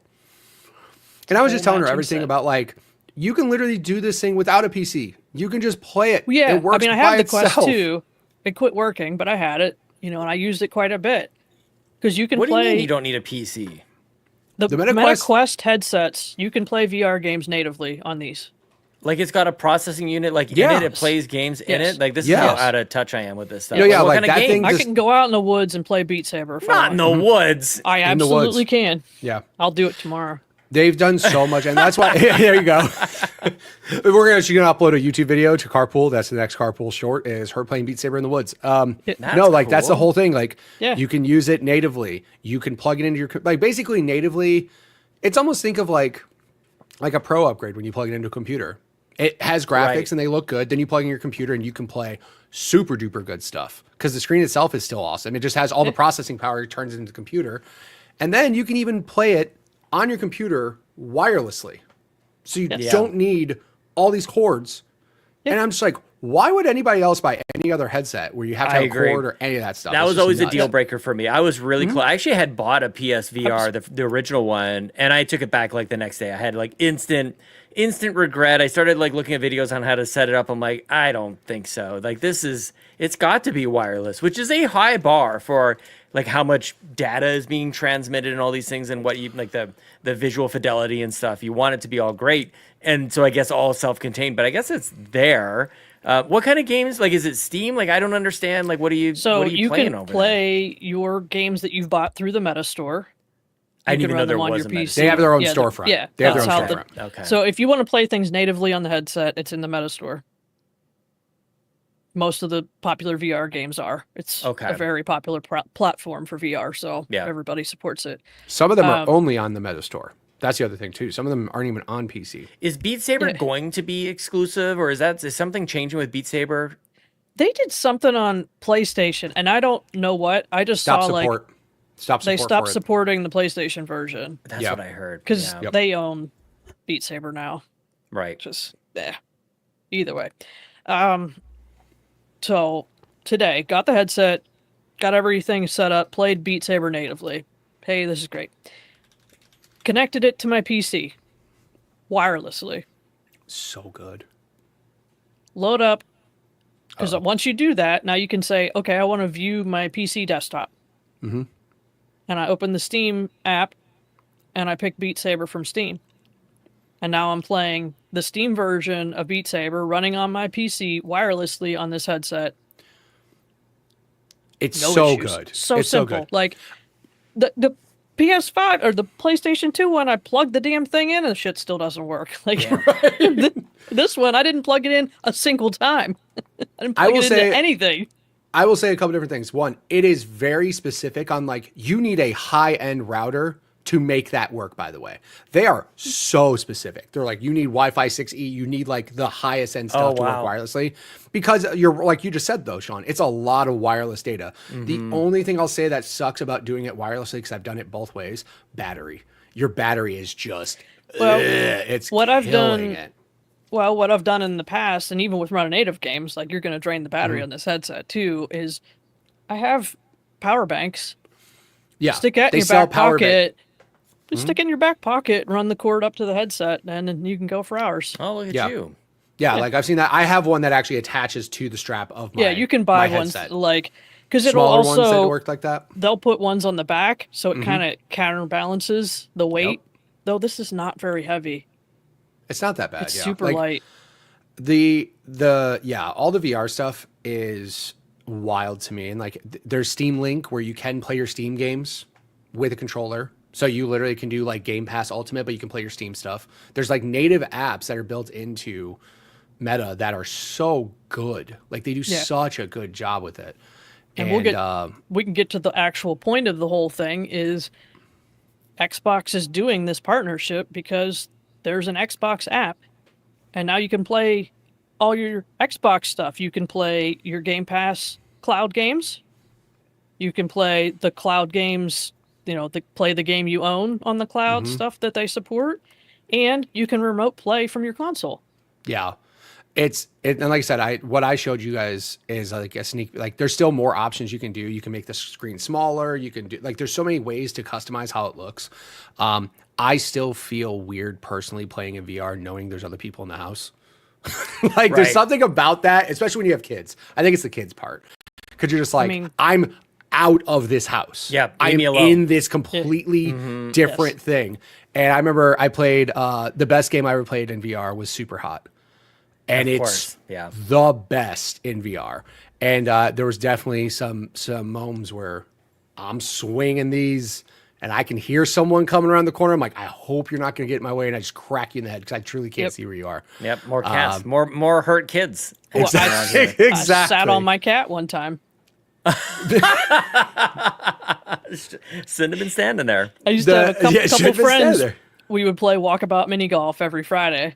Oh my God, I love walkabout mini golf. But like I'd have a little stool down there when it's not my turn, I'd sit down. Well, apparently while I was taking my turn, the cat jumped up on the stool and sat down, and I did not know that.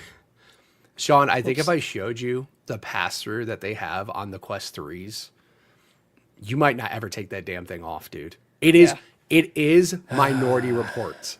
It is like fun. There's a video of straight up like person doing dishes. Looks to the left. There's a YouTube video playing on this 60-inch virtual screen right here. And then he just takes, but the other thing too, the hand tracking. Yeah, you could do is hand gestures. Amazing. You don't need controllers. I literally can grab things, pinch and move them.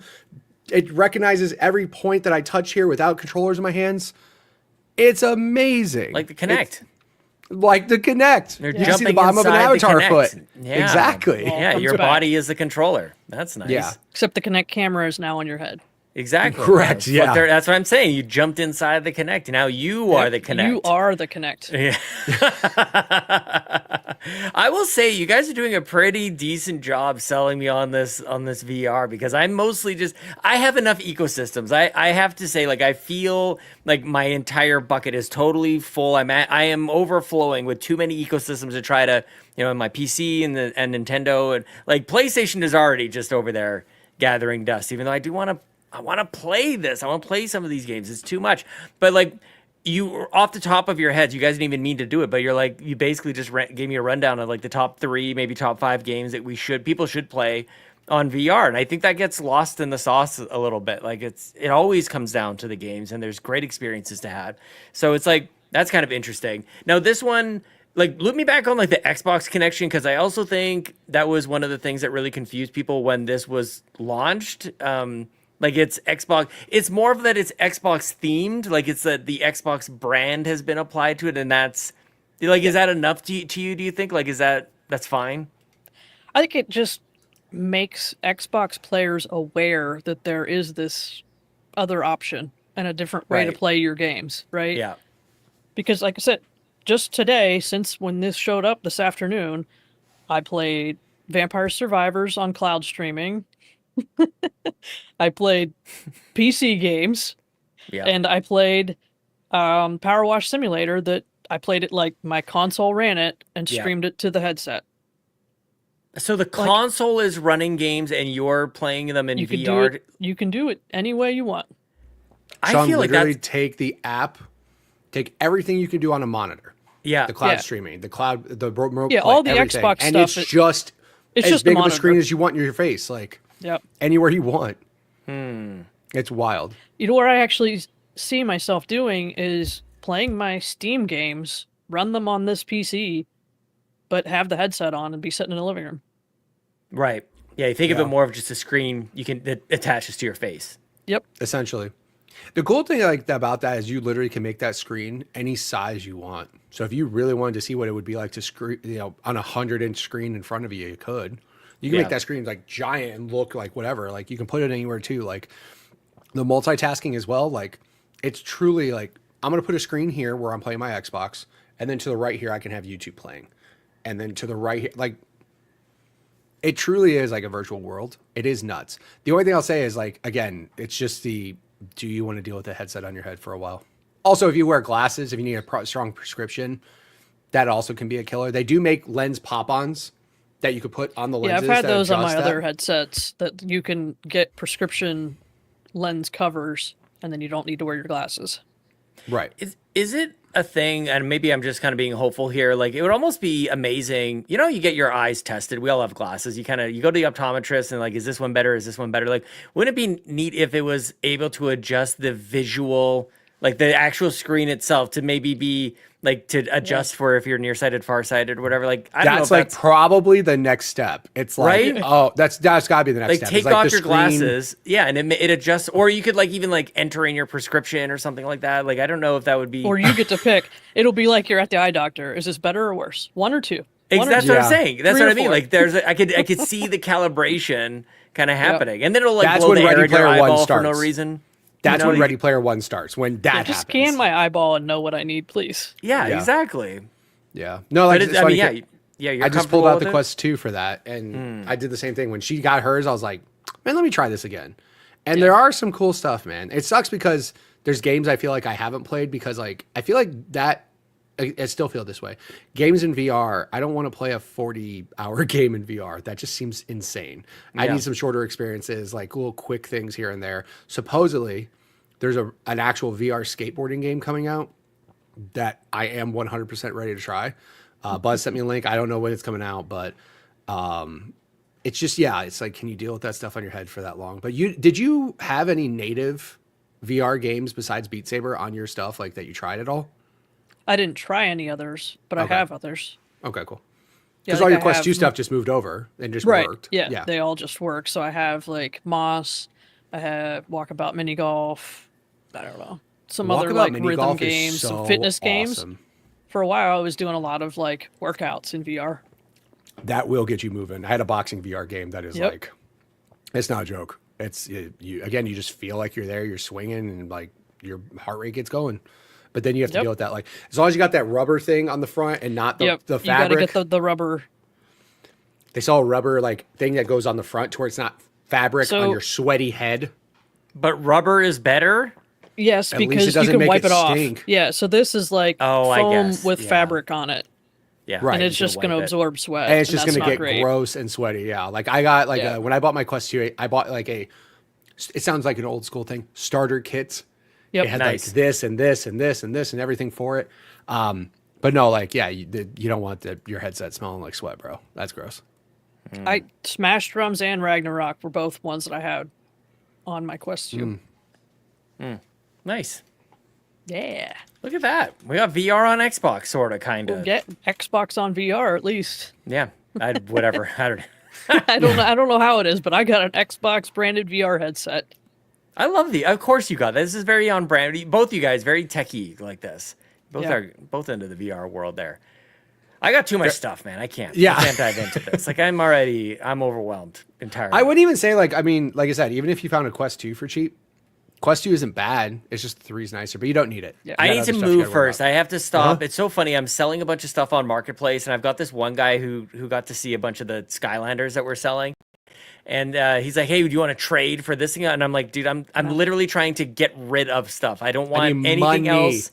I literally just need space. I don't want to pack any of this stuff up. I don't want stuff."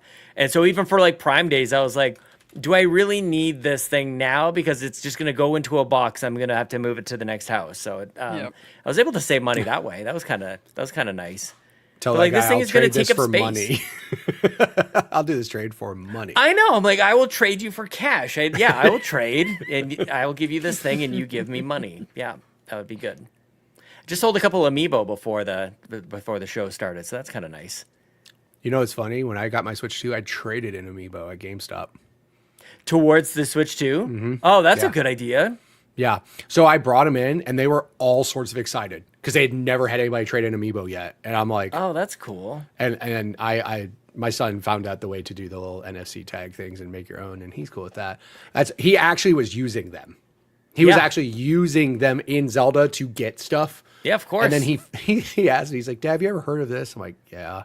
He's like, "Can we do this?" I'm like, "Sure." As You're soon as like, I teach me did that, something he's I like, didn't know. yeah. Kid. Yeah. And then as soon as I did that, he's like, "I don't think I need my amiibos anymore." I'm like, "I don't think you do." Yeah. I know, right? But no, I traded them in, and like the people at GameStop were stoked. And I got some of them. I got like $12 for. I was like, I'm not gonna like sell these on eBay or whatever. I'll just just have it go towards the Switch. That's fine. And they were like all sorts of excited.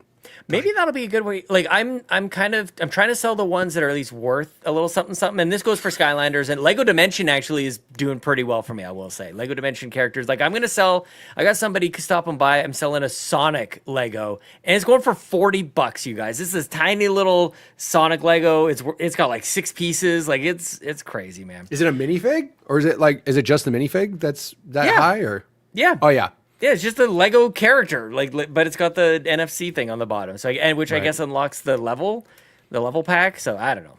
Somebody's very excited to grab that from me, I guess. So we'll see that. But like, if I can go through the ones and sell individually the ones that are like getting a good price, and then just take the rest to GameStop or EB Games if they're doing that, that'd be pretty. Yeah. They surprisingly traded in for it more than I expected. I was like Interesting. $1 No each kidding. is what I was thinking. And then like all of a sudden some were like 5, 8, 10, 11. I'm like, Yeah. okay, take them. They were sitting Honestly, in my garage. dude, the Skylanders Sure. the Skylander collection that we have, we could literally bring a shovel with us to like dump them on their desk. Like we have so many Skylanders, it's crazy. Unfortunately, I before don't think those kids. hold their value. Do those hold their value though? Are some of those? I mean, you gotta Hit or look. miss? Yeah, you Yeah. gotta. Yeah. Some of them are. Look, we have this. I can't remember if I was talking about this on the Nintendo Drive the other day. We've got this crystal. Oh no, maybe it was Ryan. I feel like I was chatting with this maybe on stream. We've got this crystal clear hot dog character that apparently was available through like a Frito-Lay's contest, and I guess it's worth a bunch. So we'll see. Anyways, this has nothing to do with the Xbox or the Xbox Drive, so I'm not even sure how We do what we want. How we got over here. Anything else you playing over there, Bowsah? Are we We still in haven't the? gotten to what we're Are we in the topic? Did we just do the topic of the show? Or Yeah, are we in the kinda what jumped you're around, it's playing? fine. We do what we want. We do what we want. do Anything what we else? Topic it was the thing I was playing games on. It was Yeah. appropriate. Yeah, I agree. No, that's it. It's been Death Stranding. That's it. Very nice. That's all I She play. should have just said And Death And I'm Stranding. super Go on. happy about it. Like, I am not upset at all. I've been waiting patiently for this game to come out, and I'm just soaking it all in. Nice. Yeah, soak it up. Nice. Very cool. As for me, I fired up. This is a random thing. I don't want to spend a whole lot of time because I really didn't play it all that much. I don't even know. Oh, you know what it was, Bowsah? And I'm glad you're here. I fired up Halo 5 Guardians on the Xbox, and mainly because at the very end of June, I was trying to reach my 8-pack, my Game Pass 8-pack to get my Microsoft rewards. And so I fired up Halo 5 because I just needed a game. I also fired up a game called Feeding Frenzy 2, I think. And it's like this EA game. It's probably a mobile game. You play as a fish. You eat smaller fish. You become a bigger fish so that you can then eat bigger fish. I think it was an Xbox Live Arcade game. Dude, it was shameless. Like, it's one of those games I'm playing it. I'm just waiting for like the 15-minute mark to cross so that this game is going to count. I felt filthy playing it, to be honest with you, but I wanted to. This was actually a couple weeks ago. This isn't even recent, but I wanted to tell you that because I've fallen off the tracking for my Game Pass games. Like, I didn't even make the 8 in June. What are you doing, Sean? Tell me about it, man. Look, that's just one sign. I'm just losing control in life in general.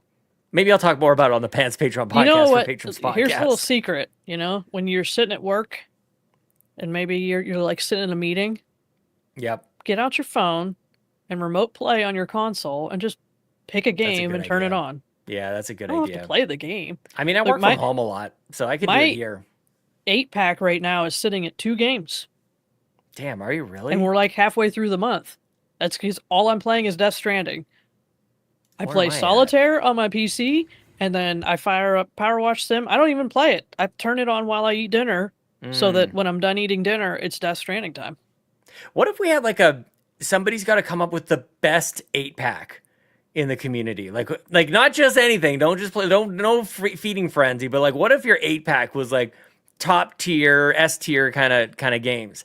And I'll make my first run for it. I don't think I'm gonna win, but somebody's got to top this. I've got 3 so far. The first one is Halo 5, as I mentioned. I must have spilled into July. The deadline's kind of fuzzy, I would say.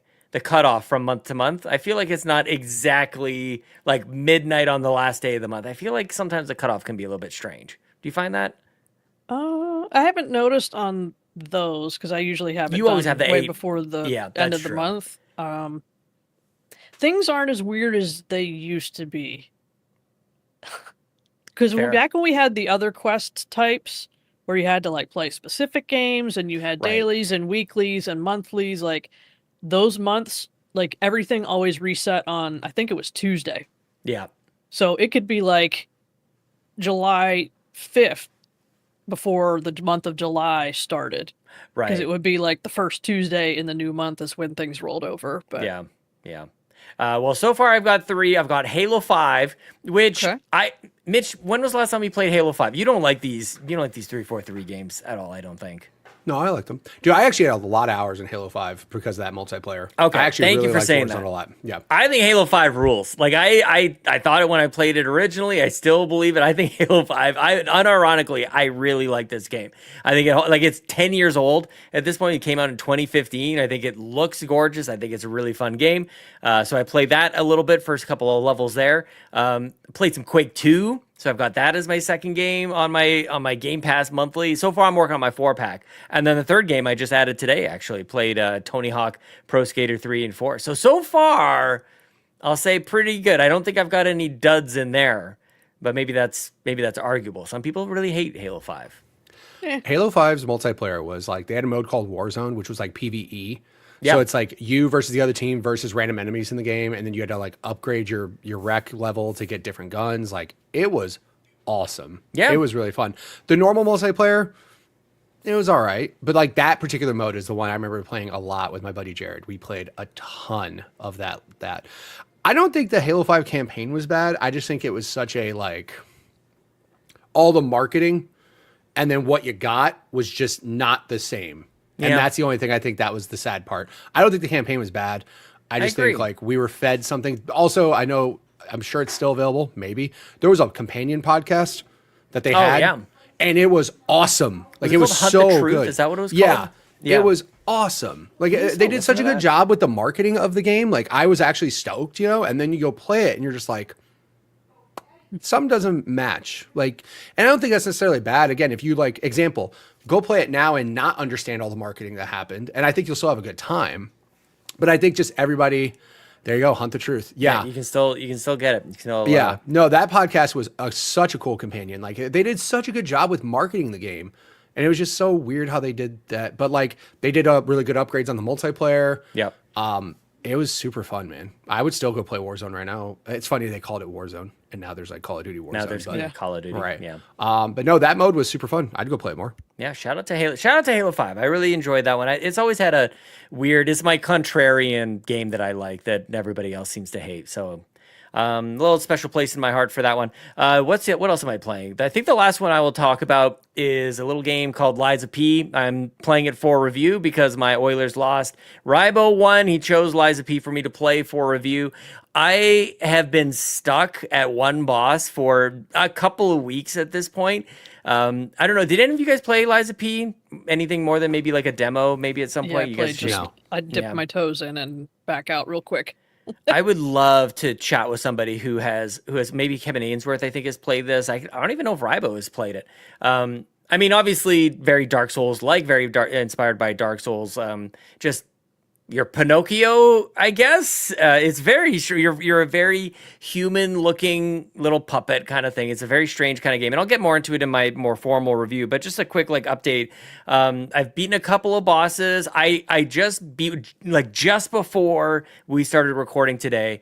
I finally beat this boss that has been kicking my ass for weeks, and it kicked my butt last night too. Actually, after the Nintendo Drive, I'm like, I'm gonna play a little game. And I fired up Lies of P. This is the worst kind of game to play right before bed. This is the absolute worst, unless you're like farming or whatever for souls or whatever it is. Like you're kind of just going through a place you've been before.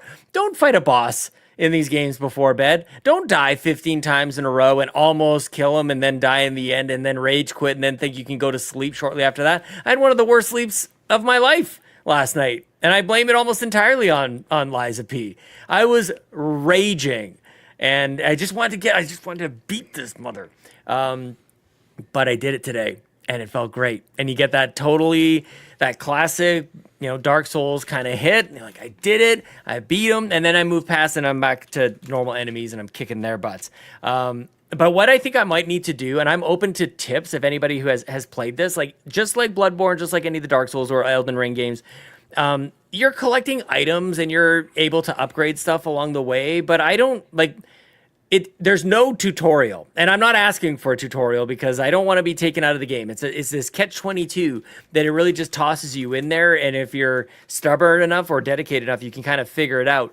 But I do feel like I'm missing something. I feel like I should be upgrading my weapon in a certain way or using these items. They kind of describe it, but I do need to do a little more sinking my teeth into this thing because I probably should have beat this boss a little easier. And when I went into the menu, Mitch, there were a couple items that I just needed to equip, and it made my health better and it made my defense better. It was one of those things. So I just need to do a little more understanding of the mechanics of the game. It's also rough to do a boss battle at the end of your day. That's all I got. Yeah, I mean, I get that, but I'm just saying, here's what sucks. And this happened in Ninja Gaiden, and it happened in Elden Ring. It's you'll lose and lose and lose and lose and lose, and then you'll go back the next day and beat it first or second try. It's dumb. Yep. It happens all the time. But honestly, and this is just full transparency, if I didn't have Buzz helping me with Elden Ring, I probably would have gotten 9 times more pissed off at that game and probably not enjoyed it as much as I did. Mm-hmm. So I'm happy I had Buzz as my Sherpa to be here's where you go to get souls. Here's where you should go get this awesome weapon. Here's where you should do this. So, I mean, it's cool. And I get that there's an allure to having a game that doesn't hold your hand, but at the same time, I ain't got time to do all this. And there's got to be a happy medium, right? Yeah. I think about a lot of JRPGs that I play, and it's just you're running along, and then it slams the brakes, freezes, and then puts 3 pages of text in front of you to explain a new system. It's I don't really want that either. And so there are complexities to these games. So I'm not sure how else they would really do that. Maybe there's the BioShock style audio logs that can kind of give you tips while you are able to still play kind of thing. You don't need to slam the brakes and stop and make me read this complicated series of instructions. I appreciate any game that does a auto equip. You have to take an action to do it. But auto equips best items. Yeah, put the best items I have. Maybe they're not the most synergistic. You don't get every ounce of extra stuff you would maybe get if you went over it with a fine-tooth comb, but it's probably good enough. Yeah. Yeah. I want that. Like, I don't want to think about it. That's why when I was playing Expedition 33, I started looking at a guide and seeing like, what do you mean? Like, I can equip these things, but then other people can also equip them, and I have to unlock stuff. What does this mean? And then once like somebody like explained it to it, like, oh, okay, and they were like, here's a decent build. Perfect. That's what I want. Well, that game has a lot of systems. Like that game actually is pretty complicated, to be honest. Yeah. There's still shit in Elden Ring, I guarantee you I haven't done. That I have not. There's so much, I guarantee you, like, I have, like, my own way of, like, I like the sword. I like these attacks. Mm-hmm. And they work. And, like, I'll brute force my way through doing something 100 times and, like, not even friggin' try to change anything up, right? I'll just get better at what I'm doing with the items I got, like, rather than going to, like, change all this other stuff. So, it took me far too long of dying to this boss to go like, wait a second, maybe I have to upgrade something. That because that's usually the way I play these games. I kind of like you say, like kind of brute force until the point where that's not working anymore, and then I try to go find maybe there's an upgrade somewhere. Like probably the most basic and obvious upgrade that I do, you know, when you collect enough souls and you upgrade your health or your strength or that kind of thing. Like I'm doing that, but there's other stuff that you can do with your weapons. There's different like combinations between like the handle of your sword or the blade itself. Like there's some interesting things that are happening there that I need to dive more into, which I hope will just enhance my appreciation for the game. But I will say, it literally just happened before we started recording, there is a weird feeling you get when you start to anticipate the boss's attacks and you dodge them just like Claire Obscura, when you're just dodging or parrying just right. And you're kind of like, it almost happens in slow motion because I'm just like, I've got you now. Like, I'm just like, he's winding up for this swing and you're like, I see you doing it. I'm getting the hell out of the way. And I've got my super strong attack, you know, like the double swing or whatever you can just unleash. And it's a vicious battle. Like that's the thing that really gets me. I'm literally having like a conversation in my head with this boss sucker. And I'm like, oh, I got you now. I'm going to go right behind you. I'm going to smash you in the butt. I'm going to stun you. And then you got that like super power move and you hit it and just, oh, it's so good, man. It's good. Good stuff. I learned a long time playing Elden Ring is just be patient. Like there's so many times where like I want to just get like one more attack in. Like I've done three, right? And I'm like, yep.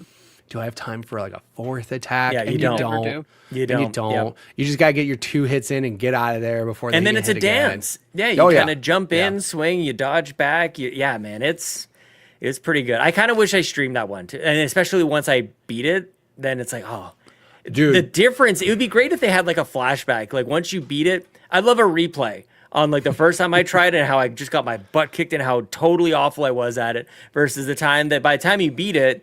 Yeah, you're savant by the end of it. You played it so much. There's certain bosses you beat in Elden Ring that literally make you feel like you could just flip a car over with your bare hands. Like it is.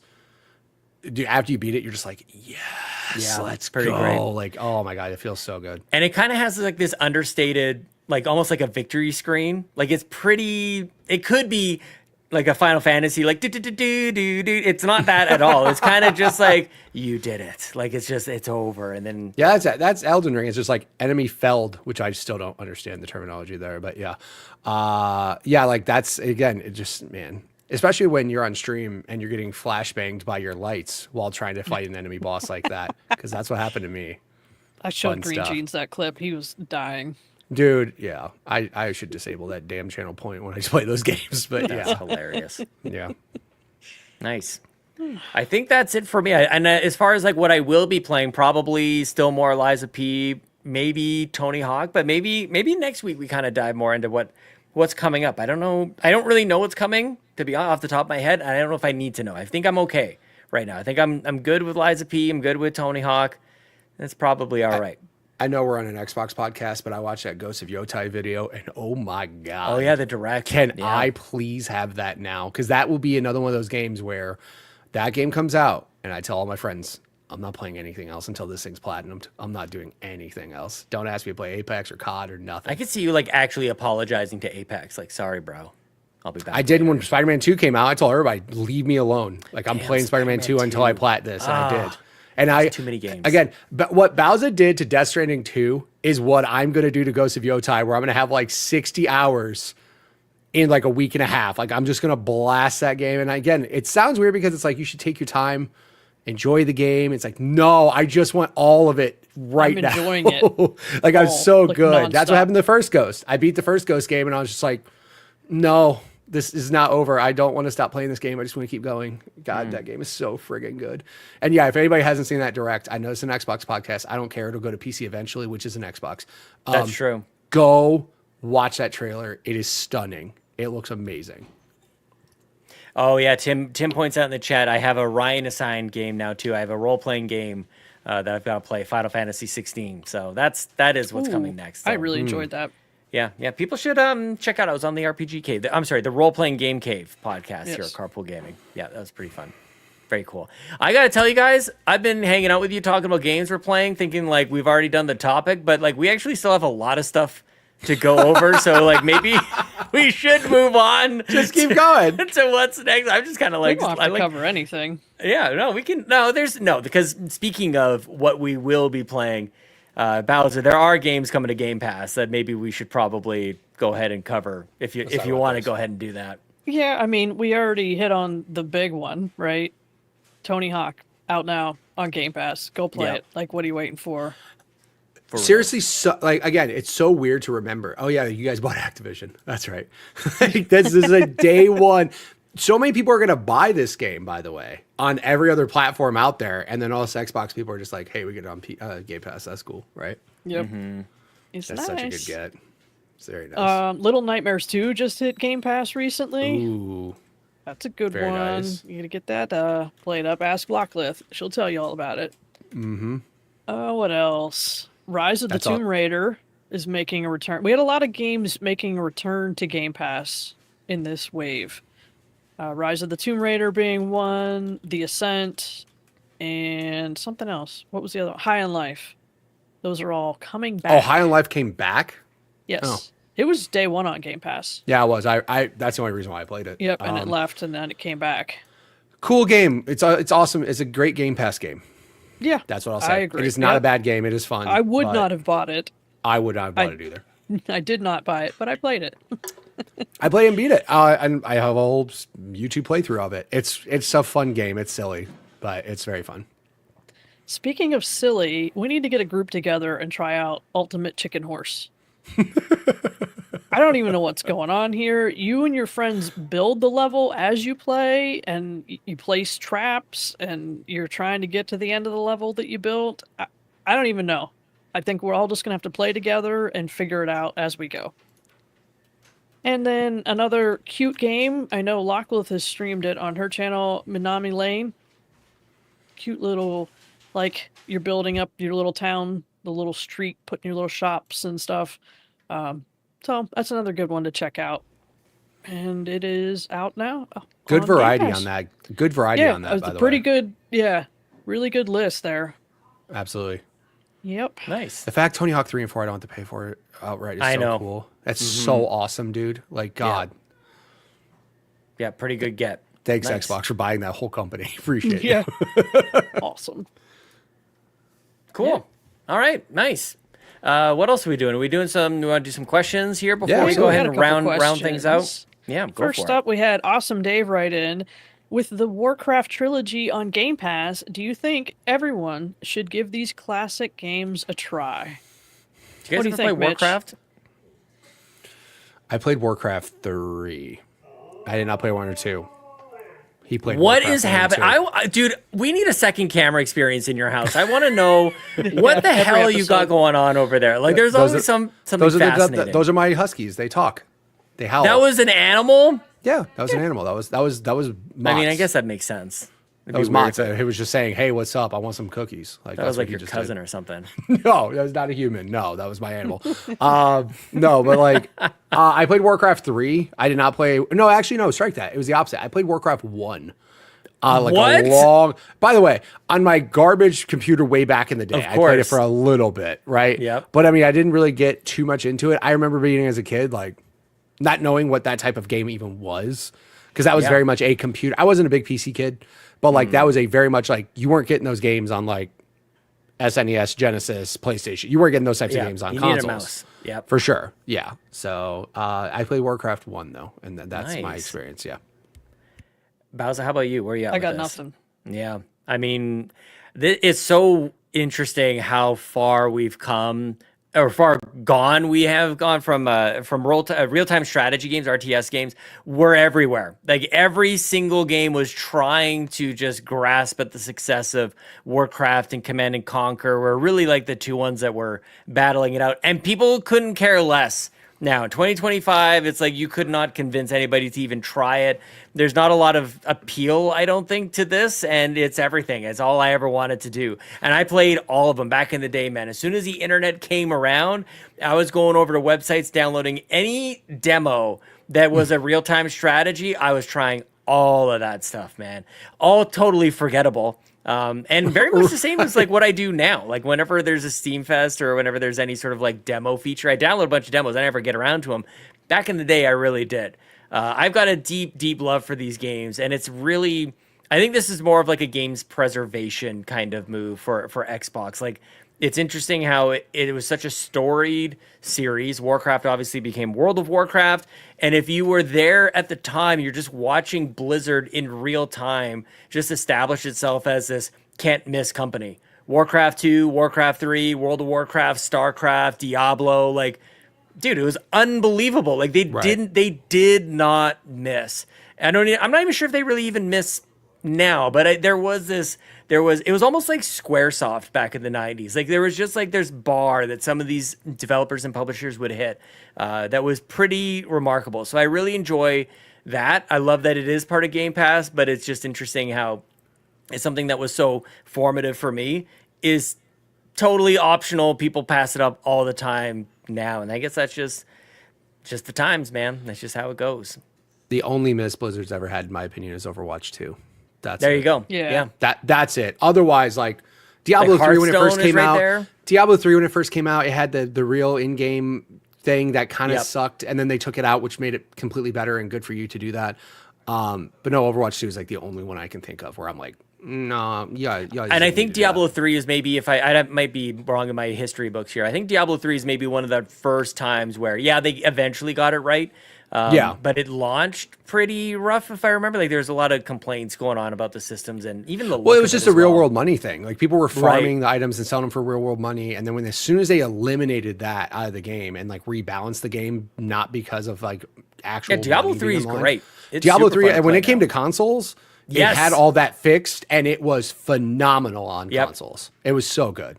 I love that. Was definitely a moment, like, because otherwise you'd always have to play Diablo on a PC, and they're like, wait, they did it. They managed to bring this game to consoles, and it really worked. And so that was pretty great. But I love. I mean, there's a remastered version of these old Warcraft games, so it'd be really interesting to see somebody who has really no history in RTS games playing them. I just don't think anybody really has much interest in organizing their armies and taking over other people like that. I just think that's like such a niche genre that, like, if you're a big fan of those, then you're stoked, right? You're like, oh, cool, let me experience how it was, like, the history of it. Like, this is your history lesson of like RTS games, right? And like, for sure. That's cool. And again, the game preservation thing, you're totally right. I mean, they have a whole app now that's designed to preserve games and stuff like that. Thank goodness. So, I mean, it's cool, but like the mass audience, no. I know, it's crazy. Yeah. It's just weird how that... And it's just sign of the times, too. There's different genres of different games that have their peaks and valleys and stuff. And, the people that like RTSs really like them. Yeah. Like, really, really like them to the point where they would support this type of thing. Mm-hmm. But to tell somebody who's playing Clair Obscura or something else, say, hey, you want to go play this? They'd be like, oh, this is completely different. Yeah. Yeah, for sure. Nice. Yeah, it's funny that... turn-based really is making a comeback. Like that was always the back and forth back in the day. Was real-time strategy was really taking over a lot of the tactics kind of games. It was always this battle, but you were always in one camp or the other. Right. And I think turn-based stuff is probably more popular now than real-time strategy, but it's all evolved anyways. It's all kind of like mishmash. Like back in the day, it was more pure real-time strategy or a tactics game, and now you have these things with like role-playing elements and there's story and cinematics and all this other stuff. Like pretty different these days. I think turn-based strictly turn-based, but I think like with Claire having dodges and like doing that's the evolution of it where it's gotten better. And that's why people, I think, if you give somebody a strict turn-based game, would they like it as much? Maybe or maybe not, right? I mean, that's the thing is like there's a whole genre of people that love RPGs, but if it's a turn-based, strict turn-based, none of this, extra cool new stuff that they've come up with, like they're like completely against it. Look, this just gets into my, I don't know if this might be an RPG cave kind of thing or what, or maybe it's a stream or whatever. I just would love to dive into like this evolution, these family trees, this evolutionary kind of thing. Like, where do these games come from? I think this stuff is fascinating. Like even the whole entire MOBA genre really, I think, comes from like, started with Warcraft 3.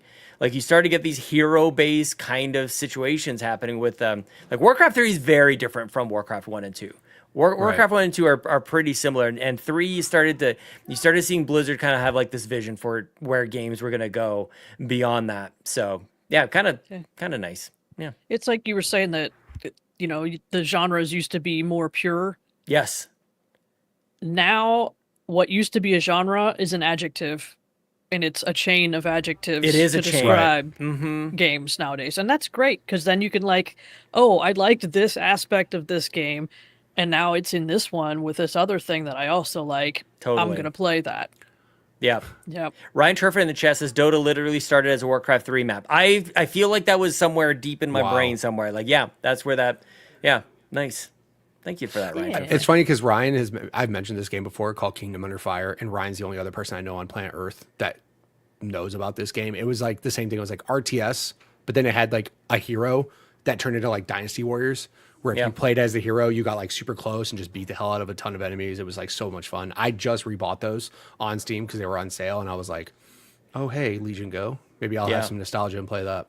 Well, maybe to close out Awesome Dave's question, which was with the Warcraft trilogy on Game Pass, do you think everyone should give these classic games a try? Like, I would like just rebound back to that and go like, if you're into Dota or anything like that, which I don't know that there's a lot of people in our community who have played those, but maybe that's the closest sort of tangential connective tissue game that you could go back to, and maybe that might be an interesting, fun little play for you. But other than that, probably not. As much as I would love for everybody to discover the joy and wonder and brilliance that is Warcraft 2, the music, the voiceover work, just the different characters and the strategy, the different ways you could play it, man. Very frenetic kind of gameplay, which is maybe strange to think about it in that way, given it's top down, right click, left click, and Mitch's. I don't think that was an animal this time. I know. No, that was my dog screaming. Yeah. Yeah, there's going to be a cast situation going on over there. You're going to have to get some x-rays. No, there's not. There is not going to be a cast situation. We'll see. Yeah, but you got that whole green screen going on behind you. We can't never know. We don't know. We can only hear. It's a war zone behind this. Like, we got a theater of the mind situation. Hell on earth. Yeah. Oh, man. Thank you for the question, Awesome Dave. What do we got next? Thank you, Awesome Dave. Next up, we have Uncle Tim, who had a comment saying, interesting. Did you know that Forza Horizon 5 has sold 2.2 million copies in just 3 months on PlayStation 5? That's a 4-year-old game, y'all. In comparison, Astrobot has sold 2.3 million in 10 months. This is crazy. Did you guys know this? This is, I love that. I don't even know. So I don't track like game sales. I could not care less. Oh, okay. How many copies a game sells, and my favorite game sold more than your favorite game, blah, blah, blah, blah. Like, I want games to make money, so they keep making more games, and that's it. That's all I care about. I don't care how many Nintendo Switches are sold. Like, I don't care. So, no, I didn't know this. But am I surprised? Not a darn bit. Forza Horizon 5 is a phenomenal game. Yeah. It's cool. I mean, again, like, it's easy for Microsoft to just fund new games by putting out awesome old games that came out on a new console. Like, right-click, save as. Yep. Gears. Yep. Gears a lot. Like, they're going to do that with Gears. I'm not hating on any of this. I hate all the people that are like, oh, why are you on an Xbox? Because you have Game Pass. That's why. Because you have Game Pass, and you get to. It's You should get into voice acting. Yeah, that's the whole internet. That's every internet person. That's how they talk. I know, every person that's just on there. But the other thing that's funny too, though, is PlayStation's doing the opposite now. Well, I should say the same thing. Helldivers. Yep. Helldivers. I'm gonna educated guess. Multiplayer numbers for that game probably not as high anymore, right?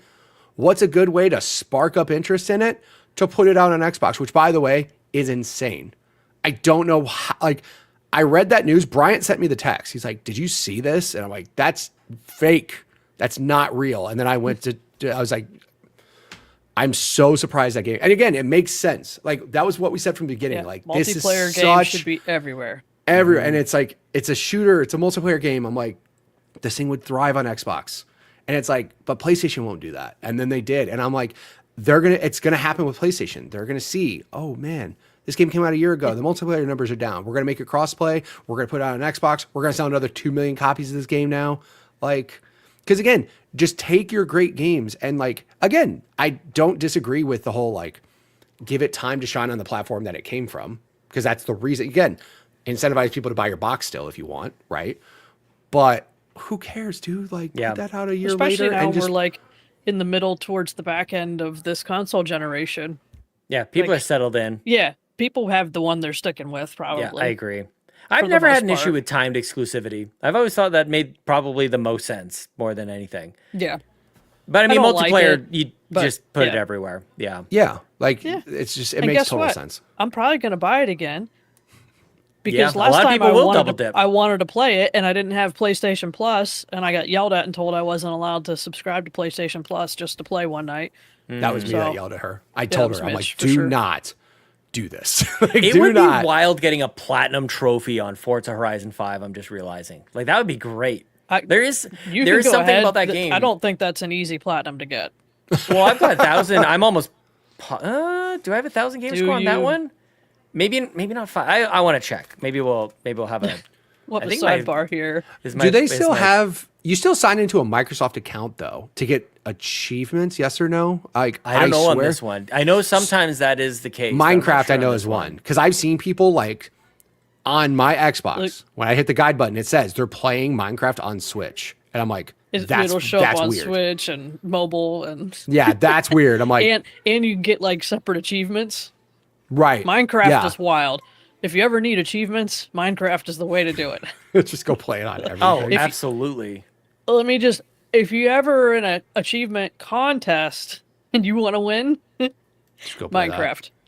There's worlds set to do exactly that. Oh, Okay, that's awesome. Forza You can triple Horizon- dip. Nice. Forza Horizon 5 is an interesting one. It actually has 164 achievements for a 3,000 gamer score total, which is a bunch of the DLC, I think is how they did that. I have 1,705 gamer score on this. So, I mean, like, Right. maybe but that I would think have been... like the actual platinum would be get all of the base game ones. Yeah, I wish I could sort this. If you go to like true achievements, I think it breaks them apart. Yeah, because I got a bunch in the... Like, become a Horizon Yeah, I Bad Lads have- Rally Champion. Yeah. Yeah, I have Oh, that's a rare one. 1,670 in Forza Horizon 5, but I'm How sure much? it's not 1,670. Oh, we're like right next to each other. Look at that. That's neat. Also, I do want to shout out, I really do like how PlayStation does their separate achievements for the main game and DLC separate. Good for Yeah. you guys. Please. Like, I actually really enjoy that quite a bit. I'm actually But it a little only sad. matters if you Sorry. have the platinum system, right? Which, like I said, but that's why I was happy, because like when I was playing some of those games that had DLC, I was like, do I have to get everything to the platinum? It's like, no, just do the main game stuff and already then the got it. DLC seprate. I was like, yeah, I was super happy about that. I was That's going what to say, it Ghost of makes Tsushima me, was like. I was going to say, it makes me sad that we don't really ever ask for, and we probably aren't expecting any other further evolution to gamer score or achievement system or anything like Maybe that. That's- Nintendo will do it one day. Oh man, it sucks. Like I know that people are kind of split on it, and some people are like, I can't believe people think like anything about this or they care anything about achievements. I like achievements, man. I like hearing that thing pop. I feel like it's They're part of the cool. dopamine hit when you start a new game, Mitch. Yeah, for sure. I like what Xbox did with the percentage thing and like the rare achievements. I do at least like that Yes. was their involvement that they did. Right. The only thing that bums me out is when I beat a game and it's like rare achievement. I'm like, damn. Like Yeah. no one else beat this game, really? Like Yeah. that bums me out a bit sometimes. I'm like, damn, all right. People don't beat games. They What's just argue sad is about when them you on the don't internet. see the achievement on the first thing. The first like easiest thing in the world you can do is like just beat the tutorial or something. Yeah, I turned And the people game on. Don't, yeah, and people don't have it. I'm like, damn, y'all just bought a game and let it sit on your hard drive. All right, that's Yeah. crazy. So it looks like there are 9 achievements for the base game that I do not have. Oh, so you went to true achievements for that? Yeah. Yeah, and I logged in at True Achievements, and then To log in. it True has Paul- them like grouped together, so you can see where you're at on each list. Tim Paullin says that rare Chivo sound is heaven. It really is. It actually is. Like, Oh, when you hear yeah. that rare one, it pops. You're like, yeah, it's pretty cool. Yeah. I'm a big fan of that. But I just get sad when I realize it's like beat the game. I'm like, damn, why is this rare? Like, no one beat it. 10% of people who own this game beat it. That sucks. That sucks, man. Or like, yeah, there's the funny. It's like 60% of people have this achievement. I'm like, this is the tutorial. I was kind of going for that on Tony Hawk. I was trying to complete the tutorial just to get the achievement. Oh shit, is there one for the tutorial? There is, but there's so many lessons. There's so many tutorials to go through. It's like, I don't know if this is I really totally worth skipped it. I was like, I've played Tony Hawk forever. I don't need a tutorial. Now that I know there's that. Boo. Oh man, Yeah, now you got to do it. Yeah, I guess. I can't. I'm too distracted to log into damn True Achievements. fine. Yeah, it's trying fine. to get me You can look at it later and post in two-factor Discord. authentication and whatever. There you go. The last thing I'll say about this comment and question about Forza Horizon 5 coming to PlayStation is maybe they could have thought about porting Forza Motorsport over to PlayStation before closing the goddamn studio. Yeah. Man, maybe sell a couple more copies of that sucker and go head-to-head with Gran Turismo over there. What do you think about that, Mitch? Honestly, Forza's a better game in my opinion than Gran Turismo. I like agree. Motorsport. I like it, but that's the one that I feel like would be a super divide. Like I feel like Horizon is the easy one because that one's like There's no competition. There's no competition on PlayStation Yeah. that's even close to that game. But like Motorsport might have been like, what if they did But that what if they effort? did? But what if they did that effort and then it actually didn't sell shit, and that was the reason the studio closed? Like, That's that true. At was least you worse. tried, though. But at least you that's tried. true. At least you tried. That's true. That's Yeah. true.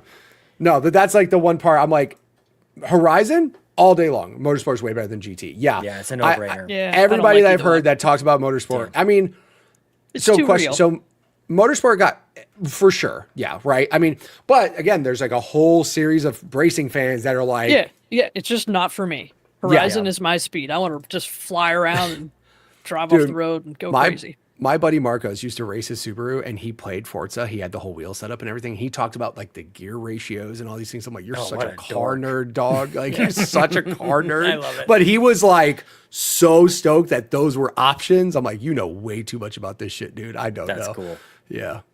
No, that was yeah. But Horizon is I'm not surprised that it sold that much. I think it was like somebody said something like I think it was like in the top 10 best-selling PlayStation games that like 6 of them were Xbox Studio games. Yeah, they're good games. Look, I can't even good. get onto Yeah, I know, this. I I know. got on my high Yeah. horse in Discord. They're good games. People should have been buying Xbox the whole time. It's their damn fanboy wars that just kept them from doing this thing. Just come on over and play them.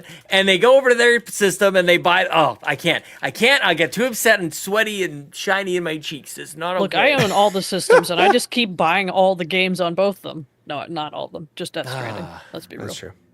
And now Helldivers. You know what? Sean got on his soapbox. I'm gonna get on mine real fast. Uh-oh. All right. Hey, rematch. We gotta talk, okay? Okay. Rematch. I want to point this out. I tried to play rematch. Okay. Apparently, there's no crossplay. Number one, I'll say that right now. That's trash. You know what's more trash? The fact that the PC Game Pass version of the game is in the Xbox ecosystem, not the PC ecosystem. So Buzz and Dame and everybody who had it on Steam, I downloaded the Game Pass version. I could not play with them. That is happens all the trash. time. That's That the is same with, like, such Neon White was the same thing. trash. Oh my God. I was so happy to play rematch because Buzz and them are loving the game. Oh, really? They are loving how intricate it can be. And like again, they're super competitive people. So when you start getting into that mode of like how insane you can get with the movement and like ball tactic, that sounds bad. Oh, yeah, you like the handling. balls. Yep. It's fine. Yeah, balls, Mitch loves the whatever. balls. But no, I wanted to play with them and then I downloaded it on Game Pass and I couldn't. And I was infinitely sad. And I played one game of Infinite rematch. sadness. I got a goal. I got a win. I was VIP and I shut the game off. Yeah, so retire. I'm 1 for 1. Absolutely. Exactly. I'm done. Yeah, I'm I a would do winner. the same You're probably thing. playing bots. It's like Fortnite. Yeah. Wow. Thanks for ruining everything I just did in the game. You're the best. All right, cool. Moving on. Off my soapbox. Oh, that was, I was worried for a second. That Your was head fine. be too big. You won't fit out the door. Damn. Who That's wants to true. go outside, though? That's not in Arizona. I don't. Yeah. Yeah, exactly. No, it was I don't 100. even want to go it was outside here. 117. It was like 85, but 98% humidity. It's terrible. Yesterday we broke a record. It was 118 yesterday. 118. Yeah. The surface of the sun. Yeah, basically, Actually. bro. Yeah. Wow. That's Yeah, it's pretty What's hot. it like living on Mercury? I don't know, bro. I live indoors where it's nice and 72 degrees inside. You know what I'm I saying? didn't realize we're on a Skype call from Earth to the planet Mercury, but here we are. That's yeah, neat. dude. Yeah, it's pretty crazy. I got my car. It said 124 degrees. I was pretty sad. Oh my! Thank God. What? Yeah. Yeah. Like you don't even. You can just cook on the ground. You can just like fry an egg on the street or whatever. The answer is yes, you can. People put cookie sheets with cookies on their dashboard, go work an 8-hour shift, come back, and they have fresh baked cookies in their car. Come on. Not kidding. That sounds very dangerous. I don't like that for you. But you know what I'm just saying? Fresh baked cookies when you come out to your car. This man. is a That also natural sounds pretty disaster. Heat wave is another natural disaster. Bring her all the way back to the Phoenix. beginning. Phoenix Yep. is a natural Phoenix. disaster. Yeah. Gotta be The whole damn D2. city. Oh my god. Yeah, it's fine. I just stay indoors. Like, what do the animals do? They just sit outside and they're like, golly. We have like, animals that have adapted to this heat, sir. Oh we don't have God. we don't have They are squirrels. not huskies. All right. Your poor Yeah, dogs. your poor dogs. What are you doing? No. My dogs sunbathe in this stuff. I promise you, they love it. It's weird. I don't think it's normal. But They want like it. snow. They want a dog sled. They want to take Yeah. you places. I want to take them to Flagstaff, and that's the craziest part too. In the wintertime, I could drive 2 hours and be in like 2 feet of snow if I wanted to. But no, Should. like I Just take yeah. them in the snow, please. 4 right. huskies. Yeah. That'd be weird. Yes. Yeah. Bowsah, do we pull have me. anything else for this gosh darn show? Is that what are we? We Is that have it? nothing. It's over. Hey, we haven't been here in like 3 weeks, bro. I didn't say anything. I just don't want to. I just We're don't want having your a great dogs to time. be in danger. That sounds The very dogs are hot not for in them. danger. They're Back my well. house. You heard them howling. They're fine. Yeah, exactly. I heard them howling. They want out. They need help. They need escape. They have plenty of food and water and drinks. They're good. I I'm promise you. concerned for Vanilla's well-being. No, you should be concerned for Blizzard because Vanilla just attacks them. That left is and right. all. Thank you, everybody, for listening to episode 394 of the Xbox Drive. Welcome back, Bowsah. Welcome back, Mitch. Thank you, everybody, so much for listening. Before we thank everybody who supports us over at patreon.com/carpoolgaming. Bowsah, tell the people where they can find you all over the internet, my friend. You can find me in Death Stranding 2 at all times Nice. when I'm not working or sleeping. So PlayStation at Bowsah13, same on Xbox. And now that I'm back into the meta world, you can find me at Bowsah over there. Oh, that's Hey, cool. Neat. I'll add you as a Just like friend. our Walk about Twin mini golf. Let's go. Let's compare Beat Saber scores. Or we can do it Oh, on you're Steam because I played on Steam as well. So, Yeah, you're gonna beat me there. Like I think I only have it on Steam. I don't think I have it on Meta. all right. There you go. Neat. Mitch, what about you? Where are you on the internet? Tell the people. You can find me everywhere. Mitch Power 1116. I'll be streaming this weekend. I don't know what I'm streaming. I might stream Tony Hawk. I might stream Elden Ring on PC. I might stream Apex. I don't know. Spin a wheel. Death Stranding. I don't have Death Stranding. Sorry. I told you it's a skateboarding game. You That's did. true. She sent me a like screenshot or that video. Did you say a video in Yeah. my Discord? And she's like, "It's a skateboarding game," and I'm like, "Damn it." Yeah, got him. Yeah, got Nice. him. Cool, Yeah. man. Anything else? Oh yeah. This isn't about me though. But fellow carpool host Lachlan is doing a 12-hour stream tomorrow to celebrate her 4 years on YouTube. Go check that out. Very neat. Very nice. Yes, go watch that. As for me, you can find me on Blue Sky at CPG Sean. I'm usually streaming over here on Twitch when I'm not moving. I'm gonna have to move twice before I actually get out of this house. I gotta restage things. I gotta get our bedrooms all sorted out. It's a whole thing. So there's that. I'm also doing a bike ride next weekend for cancer. Gonna do 200 some odd kilometers. So I'm very much looking forward to that. I'm trying to figure out if I may stream some of it or send some videos on that. So it'll be on Blue Sky or the Discord, Mitch. I have Lachlan showed. I have a better thing to show you. Oh, the okay. thing To for the attach bike. to my bike? Yeah. Yeah, I saw a couple options as well as looking Yeah. last Yeah. night. Yeah. A little bit better for the outdoor bike ride. I don't want your phone to just Tell me about it. lose the magnetic, and then you're like, ah. Yeah, there's something like you can, strap it on there, Mitch. I think is that what you're trying to tell me to go buy? Yep, 100%. Oh, for some reason, people go to patreon.com/carpoolgaming and they support us at a tremendous level. We could not do this without you, and we could not do a lot of especially Extra Life. Coming up pretty soon, we're going to be talking to you guys about Extra Life pretty quickly here. It's winter in Australia, it's the dead of summer over where Mitch is at, but pretty soon Extra Life is coming up here. And your guys' support here on Twitch, here on YouTube, and especially at patreon.com/carpoolgaming really helps us out. So thank you so much to everybody over there, especially those ultimate producers, like brand new ultimate producer, Brendan Myers, aka _Winter Gamer, who I have. Like, you always get to like kind of promote something as an ultimate producer. I have a message from him. I'm not sure if he's serious or not, so I just gotta double check on that. I've got a little something from Brendan Myers. Not now, Mitch. I gotta confirm. Jonathan Brown or Yaby PME. Go listen to PME on Apple Music, Spotify, or wherever you get your music. Go to linktree/pme.jib.